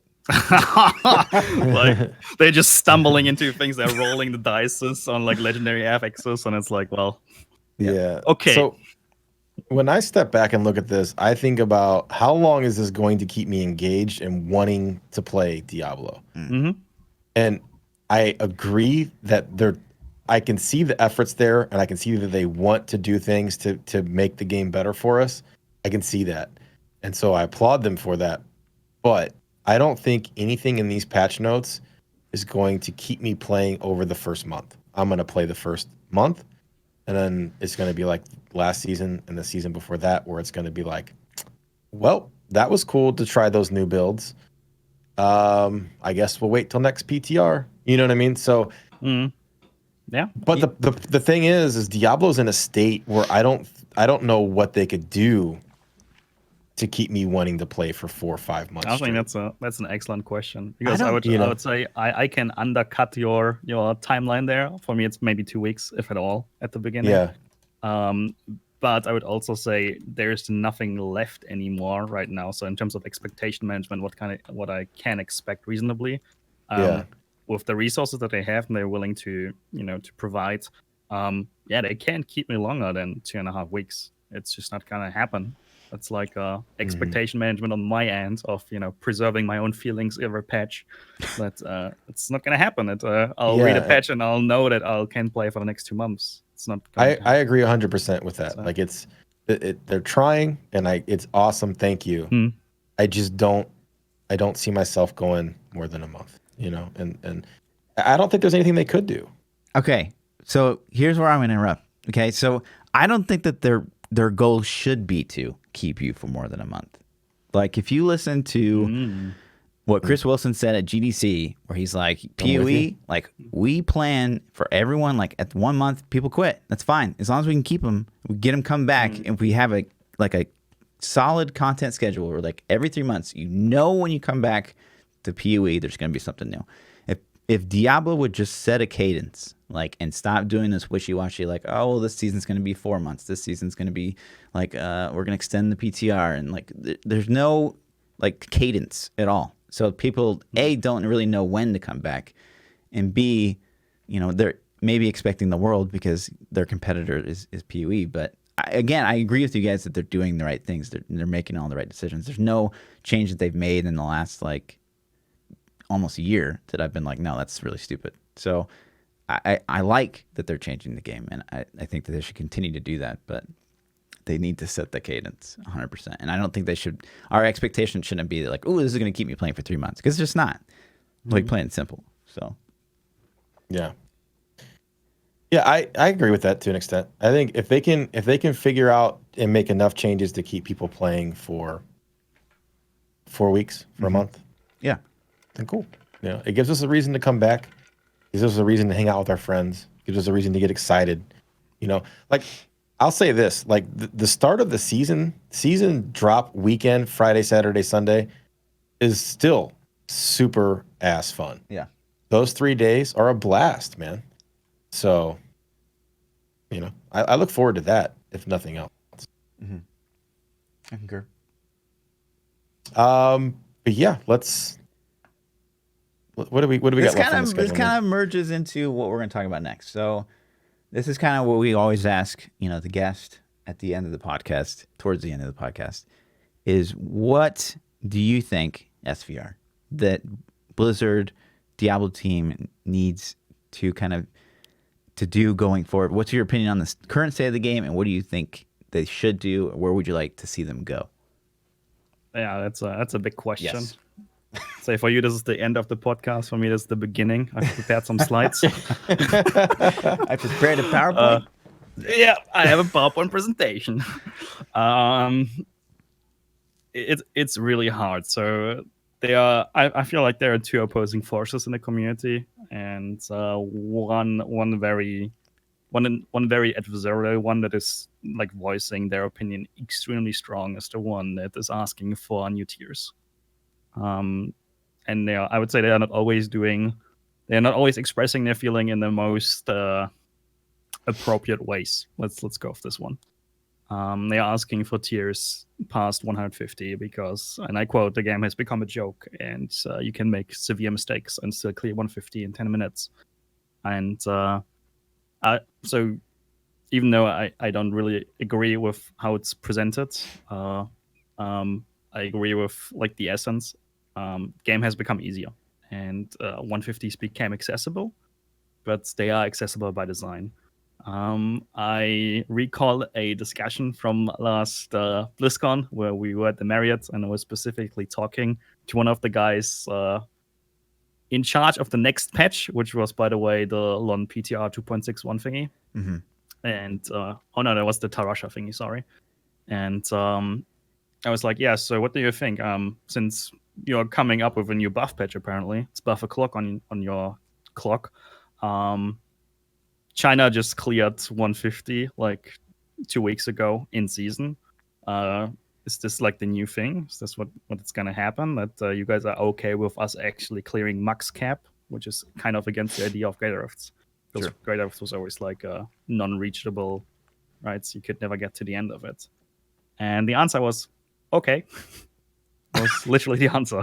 That's It's it. like, we are okay with 150s being accessible. And I think the last couple of patches have proven that one. They don't mind throwing around the power creep, which led to a couple of new builds. So we're playing a different meta than before, just talking about the timeline of the talk, essentially. So in prior, we played something slightly different, and now we're playing something a bit more sophisticated, and something that just has ridiculous power levels. So the people that are not happy with the state of the game on this end really are asking for super, like, give us greater of 200 or something ridiculous. And they want to fight tiers again, and they want to be punished for mistakes they make as a team. When they are pushing in a forming group, they want to make mistakes that actually make a good rift fail. Whereas right now it's just a slightly slower timer. And they're not really happy with the state. And the other force is So essentially, I wouldn't say like the casual players, but people that don't really care for meta and they don't want to be forced into a specific meta. They want 150s to be accessible to their own needs. Something like I need to get my gems up, but then I want to play whatever I want, and I don't want to be forced into one specific meta till the end. So they're like those two opposing forces, and it's pretty hard to balance those. Let's say the strong voiced people that really go for it. We need additional tiers. Is a very, very small percentage. And I'll say it's like 0.0000 something of the player base. And yeah, so Probably true. I'm usually a very, I'm not sure what the English term is, but the German term is utilitaristisch, which means you're always so if you have multiple choices and you can make yourself very happy, right, like very, very happy, but everybody else is suffering, then this is not a good choice, essentially. The greater good. Or yeah, exactly. You're always choosing for the greater good, so for the like maximum accumulative happiness, essentially. And I believe you should. So at least the designer should always make choices for the greater good of the community. And I believe the last couple of patches were exactly that one. And if that was their goal, then they nailed it, regardless of what the high tier community thinks, and regardless of of their opinion. So I agree with that 100%. I think it sucks for that small minority of people that want that, but I think the greater majority is not there yet. So, they're catering to them. I think it's a good move for Blizzard to do that. Yeah. And the way I see like the next couple of patches going is we'll see another set of buff patches essentially, and another set of like new items, new ideas hopefully, and new affixes. We'll see some new seasonal themes hopefully with some crazy ideas maybe. But in the long run, I'm pretty certain that each class in the long run will be able to clear 150 solo. Pretty certain it's going to happen. So like Foreman will have a 150 clear, from rank 1 to rank 1000. The same with free 2 and solos, and that's the end of Diablo then. Like then that's essentially the next thing is in the pipeline to, take over. That's how pulling up a calendar. We have 1, 2, 3, 4 months until BlizzCon. Ooh. Are you going to BlizzCon this year? First of all, no, I'm not going. I can't afford the trip, so it's not gonna happen. So last year sent me back $1,700 roughly. It's about the same for us. How you came from Europe? Like how'd you get such a good conversion? deal? The conversion maybe only mac and cheese and nothing else. So so it went. Yeah. I mean, I planned ahead like 4 or 5 months. How long did you guys plan ahead? I mean, it's pretty last minute, to be fair. Pretty last minute. Yeah, that's how I recall. When was the third ticket sale? How many months in advance was that? That was only like 3? 2 or 3. Yeah. Yeah, that's kind of when I was like, okay, if I can get a ticket, I'll go. And I got the ticket. I'm like, all right, cool. I guess I'm going. So yeah, I agree with you, SVR. I think we got 4 months until BlizzCon. I'm so easy to get on this bandwagon. So it's Are you super guys easy going? for me. Are you guys going? I am gonna go. Yeah. One of us were invited. Yeah. One of you were. Wow. Oh my god. It's a sore subject. So ThaPChild wasn't. Oh, I get it. You want to talk about it, Fluff? I mean, this is a podcast after all. I'm fine. Okay. I'm crying. You're not crying. I keep telling him it's the boo thing, but he doesn't. It's the boo thing. What boo thing? The question I asked. Oh no, that can't be it.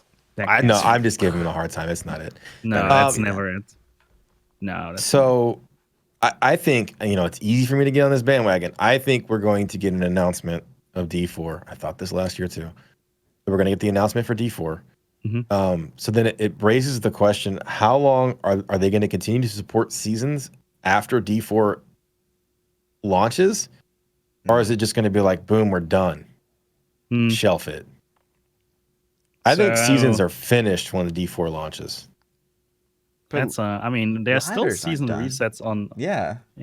So like season resets still happen. You can reset the ladder. You can do this like I'm saying like seasonal changes and balance changes, and I mean they might reset the ladder. All right, let's say those are done. Let's say seasonal themes are done at that point.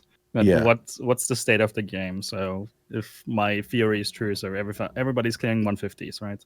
And there's no real challenge at all by any means. Okay. And the next thing is, it's something one of my viewers actually mentioned, is that we know that there is a code base of Diablo 3 that actually ships with offline version, right? Which is I think the PlayStation 3 stuff shipped with offline, and the console stuff.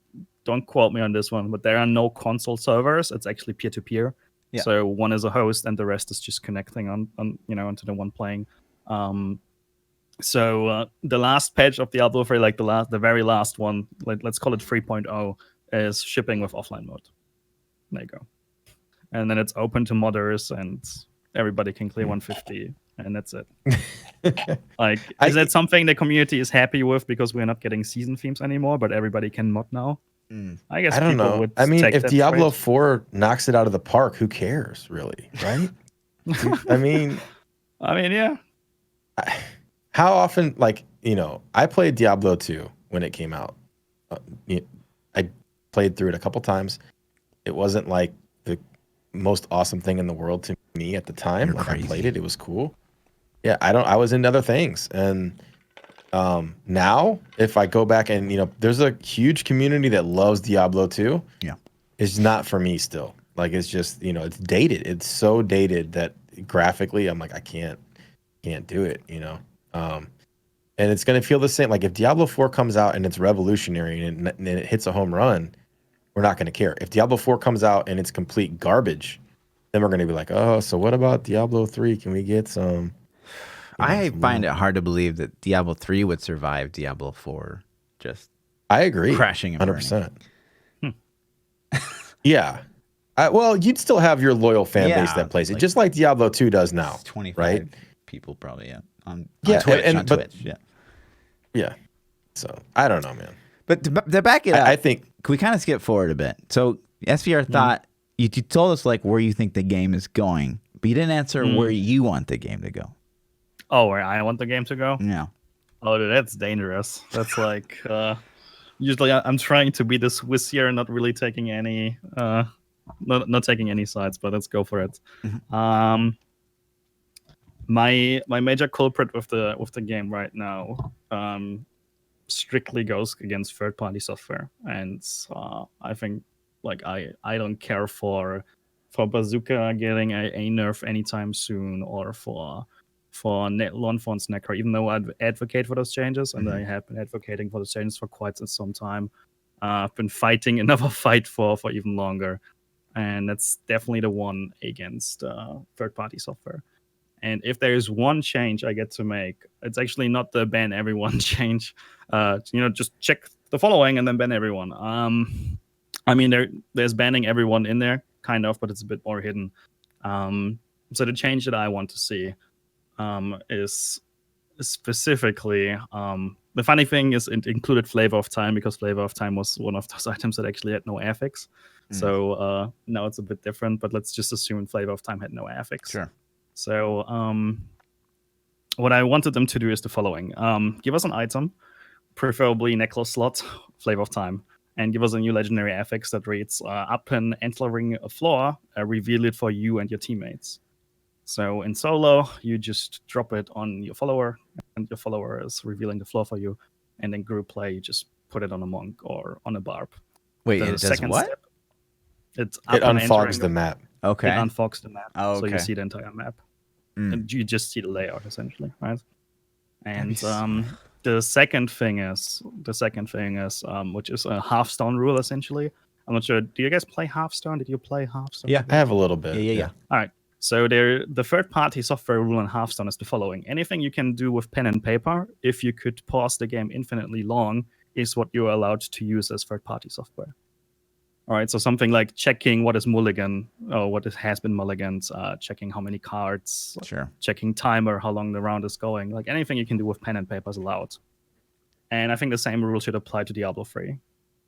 Where anything that I can do with pen and paper, like pause the game in solo, read the elite affixes, check if it's 5 blues on the screen, unpause and play, pause again and check again if everything is here before I click my cooldowns or whatever, right?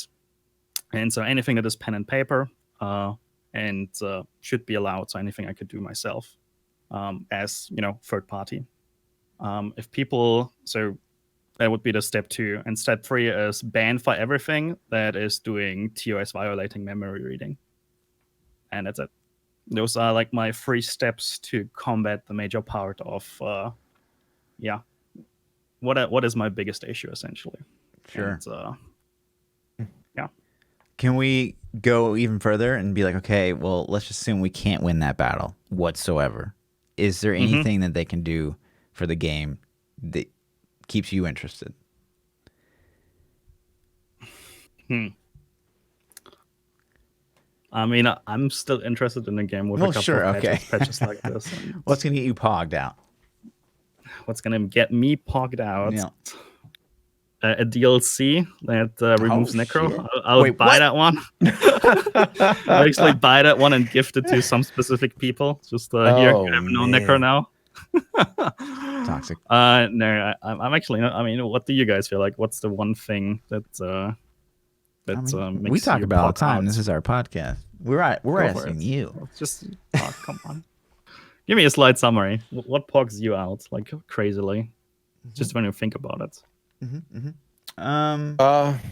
For fluff, it's class balance. Okay. Sure. I lectured poor Wyatt Chang for a good while about class balance.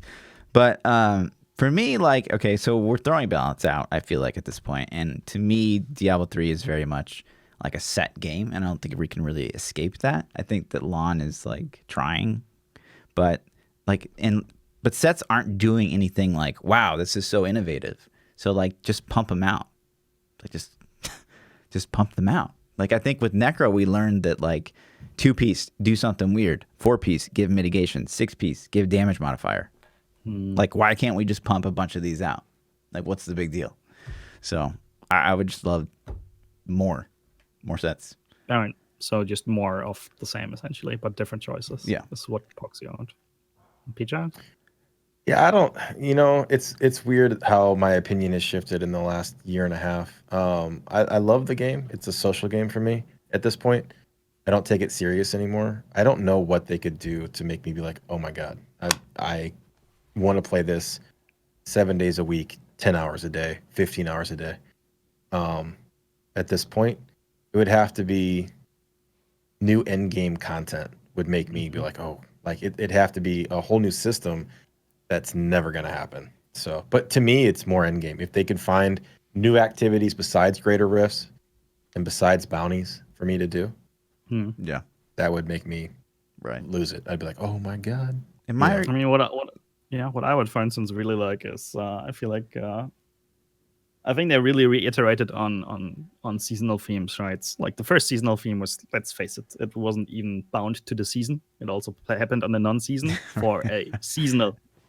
Well, seasonal both theme. the first two did. The first two, yeah. Really, the second one as well. All right, the second one as well. Yeah, great. So good stuff on that end for seasonal themes. So they reiterated on that one quickly, right? So in season 3, we finally had the technology that it's actually a seasonal theme. So I'm happy that happened, and they've continuously made those seasonal themes a bit different and more impactful, I would say, and I like that one. That did not happen to challenge rifts. We got challenge rifts in one iteration, and exactly one iteration. And there's been a lot of feedback regarding challenge rifts, a lot of feedback. And I feel like challenge rift is one of those ideas that have been created, but it's not really been iterated on or shaped on. True. Even though it feels like it's fairly simple. For instance, I feel like it would be fairly easy to manually pick a challenge rift, something like, hey, here is a top 5 demon hunter clear. Which maybe happened in like 11 minutes, and I suck at Demon Hunter. I'm really terrible on the class because I really don't want to execute on the class, but I would try my best. Right. I would really try my best to get a hang of it, and it forces me to understand the builds. So I also wouldn't mind if those builds are like the cookie cutter pick builds, like the meta builds. But I just can't be asked to gear it entirely, play a class I usually don't want to play, and then also like augment it and go all the way of red running just for that specific class. So that is something that I would really like to see. We have some systems like Giant Rifts, but I feel like there was a lot of potential of Giant Rifts that has been missed out on. And it's something that I'm usually afraid of. We get new features, we get new toys, and they are being ignored on next iterations. Yeah. So we've talked about Challenge Rift so many times and all the cool things they could do with it. That's a great topic that I don't want to open at this hour because I know it's super late for you. Yeah. But man, that's such a point that we've tried to hit home, and I'm glad you agree that Challenge Rifts could be so good. Yeah. It could be a thing. Yeah. So when I say like, ooh, I want more sets, that comes from a place of what I think is possible at this point. Yeah. I don't see them adding like tons of end game content activities. That would take a ton of effort. Whereas like a set idea, that's really not that much. So that's where mine comes from. What can they possibly do that's in the realm of possibility that could make the game better? Is more ways to play. I mean, I feel they might have limited some design space by some additions like, all right, so they want to create a new set, which sounds easy on paper, right? And then it's something like, oh, shit, we need to do a set dungeon thingy, which I've done exactly one. I've only done Terrasha and nothing else in my entire life. Yeah, what's the point? But they are like, oh, so now we need a set dungeon. We need a dungeon designer. We need objectives. We need somebody to implement the objectives. We need to place it somewhere smart. We need to set up trails for like flavor text so people can guess where it is, right? And all the fun that comes with it. So it seemingly is such an easy thing. It seemingly is such a small thing. It's like, oh yeah, they should add sets, but there's like this. You don't have to add a set dungeon at this point in the game. You do. People will complain. No. Don't underestimate the Battle.net forums. Never do it. Never underestimate that one guy. Right? He's banned from my channel. I don't know who he is, but he's banned from my channel. But he's banned. Fluff, you want more campaign, don't you? No. No campaign. So yeah, I feel there's like always like an ecosystem behind it that they have to change, and so I think sets is a good example where it's seamlessly easy. But I'm with you. I would love to see new sets, like 100%. And if there are no like set dungeons with it, I'm okay. Like thumbs up, all good. Right on. Now, before we get into Twitter questions, I want you. This is my favorite story. One of my favorite stories I've ever heard anyone tell. Is I'm not even going to set it up. I know you know what I'm talking about, so you can just tell. Yeah. So I'm not sure which season it was, but it's been a couple of seasons ago. It was the first solo cell phone season. So I'm not sure if you guys are aware. There was a community-driven event initiated by Leviathan, who is Steven, one of the OGs of the Diablo community, a sir in true person. And he initiated the Honorful solo cell phone season, where people would compete with each other just playing purely solo. And this includes full solo, so you also do solo bounties. And I was playing Condemned Crusader that season, and I had to farm boots, and I was farming the boots, the illusionary boots, and I farmed them so long until I finally had a good ancient roll that I'm like, yeah, I'll augment this, and this is my seamless last bounty run, right? And then I checked my bounties, and I'm like, I have a lot of Act 2 bounties. Maybe, every once in a while on a Sunday, I'll just try to equalize them, right? I'll do Act 1, 3, 4, and 5 in a game. And in between, I'll just run rifts, right? So when the rift timer is ticking down, you just go and do a bounty, and then back to town, you do a rift timer is ticking, and so on, right? So, yeah, pure German efficiency, right? Turns out a couple of viewers didn't like to see solo cell phone bounties. Back in the days, the report system on Twitch was slightly different. Nowadays, it's like you have to select from a list, right? And not everything is in there, and something is not against TOS, and you don't know if the report actually went through or not. But back in the days, it was you could type something in and just hit report, and the person got reported. Mm-hmm. That's it. And somebody mentioned reported for self harm, and in chat, and I'm like, yeah, good jokes, mate. Turns out a lot of people like that joke. Like a bunch of them like that joke. And Twitch has a pretty strict against self-harm policy. So, yeah. So you got banned from Twitch? No, I did not get... No. I did not get banned. Right. There was actually... Do you remember? Do you guys read Reddit Twitch? Reddit, Twitch? A No. little bit, yeah. Yeah, Reddit, Twitch. Yeah, a little bit. Yeah, a little bit. Like 3 years ago, there was like a severe issue of self-harm on Twitch, where Twitch, I don't want to say fucked up, but essentially fucked up. There was viewer A and viewer B in a channel, and viewer A was expressing suicidal thoughts.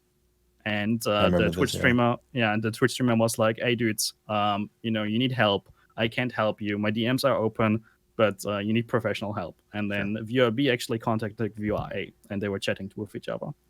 And then viewer B actually wanted to report this to Twitch, as in there is somebody with self-harm, he needs help, right? He needs to know whom to talk to. And Twitch was receiving this report, and they banned viewer A. And viewer B noticed. And that was a huge issue in the community, in the Twitch community, right? Man. And it was like a very long statement from Twitch and so on. So their policy on self-harm actually changed quite a bit. If you're being reported for self-harm, what will happen is just a Twitch staff member will probably show up, and then a support ticket will be opened for you. So you actually get an email with a support ticket that has been opened for you. Usually you hand in support tickets, and it will say, "Hey, we noticed we had some, reports regarding self-harm. Here is something, here are numbers you can call. If you need any help, reply here," and so on and so on. So they completely changed their policy on, how self-harm is perceived on Twitch. So that's what happened. And I was like, nah, it was just memes from some dudes. And the guy was like, favorite. "Yeah, also didn't see anything." You got reported for self-harm for running bounties and so found. Fantastic. Yeah, that's fantastic. That's great, man. That is some classic Super Twitch. Great. Anyways. Yeah, thanks Twitch chat. I wanted to. I'm thankful for them, but good stuff, guys. Good content. Yeah, that's good. Yeah, Twitter questions? Shall we? Go for it. Yeah, let's do it, man. So if you guys don't know this section, we take viewer questions. You can message at Lord__Fluffy, at ThaPChild, or join our Discords. The links are in the YouTube video if you're watching there, or you can type the commands in chat. But we take questions from the community, and so we have a couple for SVR and just some in general. Okay. So we'll get started, man. Swarm says, what if the seasons only ended when you choose to pull your character from the season, like a reverse rebirth? So if you like the Rourke season, you could keep playing it, etc. I don't. I think that that's just going to make it harder for you to group with people and do stuff on non-season. Basically. Yeah. So it kind of divides non-season. Personally, like it too much. I think that's what makes seasons cool, is that they have they're finite. They run out. So that's the encouragement to come play right now. Go play right now. And I think that's what we all want in games, is go play right now. Sure. So I concur with that. How about you guys? I feel like, essentially, so what the idea is trying to achieve is replayability of seasonal themes. So you can have your character stuck indefinitely in a season, which, guess what? If you do it long enough, it's solo self-on. So I guess it's a new game mode now. Good idea. But elsewise, essentially, it's just about, I want to continue playing seasons that I really liked. And that is something that you see with Legacy of Dreams, essentially, in a small condensed version. Yeah. So I'd say question 1 can be answered with Legacy of Dreams, and hopefully in the future, if there are themes that we really like, they will consider incorporating them in legendary affixes or in gems. So I still kind of like that one podcast we had where we thought like incorporating it into the cube, because non-season's like we're hitting 150s, so it doesn't matter. So like incorporating it in non-season as like a cube like thing you can like a separate select. slot. Yeah, in the cube. You're like, I want season 3. Right, that's very cute. Yeah, I like that one. Yeah. Screw the idea of the gems. We'll take that one. For non-season, it's amazing. For non-season. Demonic Grizz says, do you think the new seasonal buff will keep people playing longer than a month? I think we talked about this one, right? Yeah. I gave it 2 weeks. Yeah, I'm going to say no. And I'm saying if you're no going to too, play longer than a month, you're going to play longer than a month anyways. So, sure. But I don't think it should. Like the expectation shouldn't be. But whatever. Keyray says, what do you think about collection quests for Diablo 4 in general, such as go collect 20 greater demon horns and turn them into Tyrael, etc.? Like a daily? Quests in most games, I'm gonna say MMOs in general, are all, there's kind of like a handful. There's like escort, grind this, bring me XYZ. There's only so many. So could Diablo 3 use more of them? Sure. Are we going to get something like that in Diablo 4? Probably, because it's what we've been doing for 20 years in every video game. It's kind of Blizzard's thing. Yeah. I mean, Blizzard invented the exclamation point, for God's sake. Hearthstone's got dailies. WoW's got dailies. Yeah. Diablo doesn't really have dailies, I guess. Diablo doesn't. They don't really have the collection quests bonus either. zone or whatever, but Yeah. if you want to call that. Don't So yeah, we you have guys- a weekly, I guess, with the challenge rift. Yeah, we also have a Yeah. seasonal journey, kind of. So Yeah. it's like a. Yeah. Meh. Have you guys played any game that does dailies well? Well, Yeah.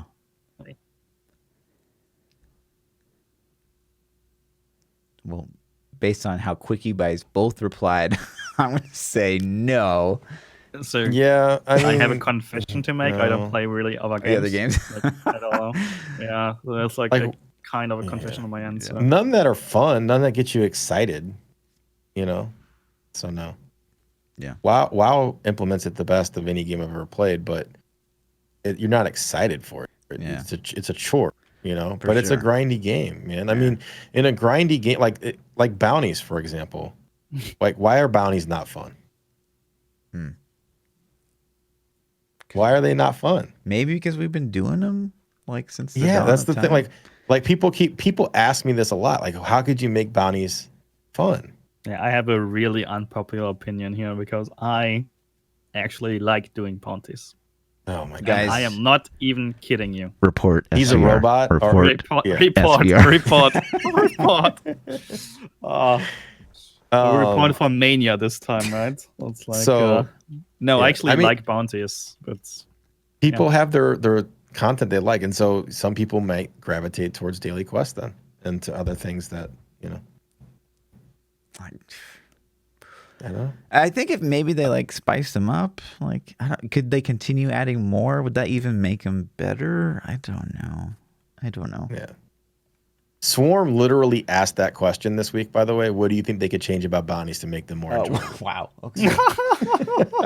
I'm like, you're that actually sounds- right. You're actually right. So, Oh, wow, that's actually the next question. I don't know. Eddie says, if you were in the film Ready Player One, have you guys seen that? No, Yeah. Oh man, you got to watch that movie. book, If you were in the film Ready Player One, what would your avatar look like? So SVR, I'm just gonna say, like, if you could create, like, you know, an avatar of yourself in a, you know, a video game, what would it look like? He says mine would be a male orc with a mean fist weapons. So what kind of avatar would you make yourself? yeah, I need 20 seconds. You guys go first. Okay. I mean, I'm already the picture of perfection, so just copy You're gonna paste. avatar yourself? God damn, that is the definition of vain, ladies and gentlemen. Yeah. Hubers. Captain America, maybe he's just gonna put the outfit on. Be done. Yeah, that's all I have to do. Yeah, I don't know. Some mean looking guy with weapons. That's kind of a weird, like, I mean, loaded yeah, question. we agree on this. Like, we tend to prefer like the darker, like evil looking motherfuckers. Yeah. We're gonna Yeah, have. for sure. Yeah, I go the entire other way. Like, I would, like, depending on how much I really can customize it, I would actually take some meme. Like, I would take Grumpy Cat, for instance. I'd totally take Grumpy Cat. Okay. Because everybody knows Grumpy Cat, and Sure. I'm just trying to be a happy person, which, you know, Grumpy Cat is not, but Grumpy Cat is funny. So I'd always pick something that, I don't know, brings people out of the comfort zone, or it's funny, just funny. There you go. I always go for funny. I'd never go for this like serious dark, and I don't know. I can I just don't guarantee care for you, that too much. chat would be like, "Oh, I'd go with some big boobies and big butt." Chat. You can't. Nobody would admit that. What are you talking about? Swarm's question we just answered. Connor says, "What seasonal themes would you like to see now that the idea that every theme does not have to be double X or free item set?" So this is, again, kind of a loaded question that we kind of talked about a little bit, but Is there a special seasonal theme you have in mind, I guess? And if the answer is no, that's cool. I do. What do you got? So I think I get this. We get this question a lot as content creators, right? And as theory crafters, it's like, what do you consider being a good season, right? And then it's like, well, how do I define a metric on a season, and when is a season good? And you can say something like that, like player attention and how many people are playing and how high is the average leaderboard and all that stuff, right? You can always try to determine some metrics, right? And for me, it was actually fairly simple. It's when people come to my chat and they ask me, hey, SVR, so next season, what's the best? And I can say, yeah, there you go. You do exclamation mark following, or you check this guy's video, or you check this guy's video, and that's it. That's the best. It's like in PTR, we have figured out what's best, and congratulations, this will dictate your season. I hate this answer, mostly because like 98% of the cases were right with those statements, and I don't like the predictability of seasons in terms of what we're gonna play. So for me, a good season would be when somebody's asking me, hey, SVR next season? And I'm like, dude, nobody knows. Like, because it can fundamentally not be known. And one of those would be when the season starts, the cube or all legendary affixes are randomly new assigned to a new item once the season starts. Right. Oh, and it's the shit. same for everyone. It's the same for everyone on the server, right? Which means, NA can have a slightly different cube than EU, for instance. But every affix is like randomly remapped to a new item. And so what happens is you start the season and you have no clue like where That's is really the good, COE yeah. affix? Is it on the Yeah. lower scroll now or something? So And what every you do drop is you get would be like, oh, What what's is this this? got on it? Yeah. Or That'd you be just go to the Runes of Session and get the cube, and then you check the cube. Yeah. And then you Yeah. look for the cube, what's on where, and then it's like, all right, so What would make What are we that gonna better though is play? if it didn't show on the cube for that yeah, particular. that would Yeah. also be great. Yeah. You have to Yeah, expect you first have to to actually extract get the it. Yeah, knowledge. Yeah. Yeah. And that would be a season where like everything can happen. Yeah, Like, that's good, Nobody man. knows what build. Like nobody knows what build. It's absolutely unclear. So who I mean, plays how what. crazy are we talking? Are we gonna put like ring affixes on like Yes. bracers? We Sure, gotta take just random. weapons Yeah. and put it on helmet. RNG, Just man. shake it, Right. give it. And that's No it. one's like copy pasting like the affix onto something else. Like just throw in like a random number Yeah. generator and go. Boom. That could make some crazy combos. Yeah. for Yeah. sure. I mean, yeah, it can lead to us clearing 150 in 2 minutes, which means we're 3 minutes faster now. Congratulations, entirely new game. Or it can lead to us, trying to fight greater of 100 and we just can't get past 100. But it's not about, to me, it's not about really about the tier that we're clear. It's about the journey to the tier. And that is I like agree. 100%. figuring out That's a great the idea. way Man. and figuring out like what item combos, which classes, and so on. I It's feel like you will see so many people iterating with ideas. Do you think we'd have to That's what disable I wanna sets for that season? No, just mix the sets up No. too. Fuck it. Why not? I would keep the sets, but it's also fine. Just mix the sets. What does it matter? Like what? Like Oh, what? because Like that's like a Tal Rassus has a guaranteed couple damage more modifier pieces. where you're expecting it to be. I don't know. Yeah, just so you take Tragouls and you put it on Rothma. You take Rothma, you put it on Tragouls. What? Like just mix them up. Who cares? I mean, it doesn't random matter in it, the long man. run. Sure. Yeah, it doesn't matter. No, it's you a know? good idea. I like that. Blizzard, I know you watched it too. so the So, season of SVR 90. I mean, essentially, like it doesn't have to be this idea, but any idea where nobody can answer what's best for the next season is something I want to play. Okay, so do you it's think that Diablo would be a better game if we didn't have PTR? No. Because we gotta no. find the bug. You gotta find the broken shit. Yeah. Right? No, you really like if Captain Crimson's hits life like this, I think that's worse than having like a ridiculous season. So like or having like something PoE, like for Frenzy example, no PTR. Ah. They just launched. I mean, no public PTR, right? Private test realm. They actually play their game, so. Yeah. Oh god. Okay. There goes that media pass. So There goes. Yeah, I'm with you Coda. on this one, ThaPChild. Coda says, "What fantasy setting do you prefer for movies, books, TV series, whatever? Sci-fi or medieval?" I like both of them equally, but I would, if I had to pick, I'd go sci-fi. I agree. Yeah, you get I more agree. of an imagination going with sci-fi, I think. Like medieval, you're kind of constrained. I agree. Yeah. Yep. And I don't like the mixtures, so don't tell me about like time travel back into medieval, and then I don't know. Did you watch guns. the series Altered Carbon? I did watch Altered Carbon. How liked good it a was lot. that? God, that liked was it a good. lot. I can't wait for season 2, man. Did you see it, Fluff? I did not.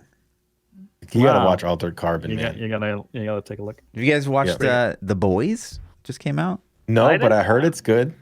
I like I don't it. know. I saw it today on Twitter. Somebody was recommending it to someone Yeah, else. Big Not Daddy bad. was saying it, or not Big Daddy. Datmods was saying it was good. So I don't think you can trust that much. Yes, fair point. Casual. yeah. Let's see. Dirty Nap says SVR. What other style of games do you like? Only ARPGs? What else? I think we talked about this a little bit too. I'm but- starting I to feel don't like play other- SVR doesn't like leave the house, doesn't do anything besides just play Diablo. Not stream for 1.5 months. Yeah. Yeah, But you're still playing, yeah. probably. Yeah, exactly. No, I actually don't. I actually don't play games. Like I don't identify myself as a big gamer. I don't What? own many games. It's actually true. Wow. If I play something, I play Diablo, and most recently I've tested out like auto chess games. Like just looked into the hype and decided I'm not hypeable anymore for stuff like this. Sure. So that was kind of it. I follow the pro scene of Dota 2. Okay. So Cool. So I'm one of those guys who's, I guess in common sports, it's way more common for people to watch a pro scene but not participate in the sports themselves. Right? Not everybody who is watching the Super Bowl is actually playing football as well. Sure. So it's the same for me with Dota. Like I don't play Dota at all. I don't have it installed. I have no clue about playing it myself, but I really enjoy watching it and I follow the scene. And Cool. I guess that's all. And Path of Exile, but ARPGs. So Sure. PoE is amazing. I love PoE. So No Fortnite? Yeah. Like, what do you mean? no, I never played a. So I tend to say. So people ask me how do you feel about Fortnite, and I never played Fortnite, and I always answer Fortnite is the best game I've never played because it's like at least on Twitch, it's like a daycare for children. Like every all the young kids actually click on Fortnite and watch Fortnite, and they have their places to be on Twitch and in a game, which means that all my other games and all other games are cleaner, right? More grown up. Hence, Fortnite is the best game I've never played, and I've never played any battle royale. So, Did you see the Fortnite World Cup? Like I didn't watch any of it, but did you see the finalists in that? Like the top 16 or 8 or whatever? Yeah, he was They 16, were right? Like 16 all years young Crazy. kids, man. It's crazy. All of them. They were like, none of these guys had hit puberty yet. I don't think. I'm like, holy shit. Speaking of Battle Royale, It's changing. I'm going to ask a real quick question. Okay. Diablo 4 comes out, and it's the same like ARPG that we know and love, but there's a game mode that's Battle Royale, Diablo. Are you pro or anti? So I know Path of Exile had this, right? Path of Exile had like this April Fool's joke Yeah. with Battle Royale. And people were like, wow, what a terrible April Fool's joke. And then they loved it. Like they really, really, really liked it, even though it was kind of weird and not really balanced, apparently. People really liked it. So I'll say I want to try and I'll probably like it. I like PvP. So Hell I'll yeah. probably play it. Hell yeah. Always for additional content. So I mean, how do you guys feel about it? Is it like you want to see it, or is it separate? I don't Shouldn't see be how the it could game. hurt the game. Because if it sucks, we won't play it. And if it's there and it's awesome, then cool. Yeah. So, There you go. So it's The only just thing I like could see- challenge rifts. yeah. I mean, I guess it could take away dev time to make the stuff that's good better if it's really bad. But I'd be down. I hope Diablo 4 has PvP. I really do. In some meaningful way that's not, Well, they garbage. They stole the guy from Heroes of the Storm that was kind of in charge of Yeah. PvP, so hopefully. So I hope. Oh, Yeah, really? I mean, Yeah. crossing Really? fingers. Like, let's see. So, Wow. and then the last question of the night. This is the most important question. Okay. There is 100% a correct answer to this. SVR, I swear to God. Don't answer this Sausage or wrong. bacon?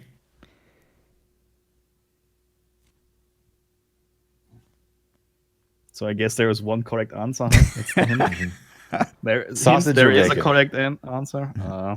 No, there's not. Just Yeah. what would you Okay. prefer? Sausage or Okay. bacon? I'm a bacon guy. There you go. That's Yes. damn.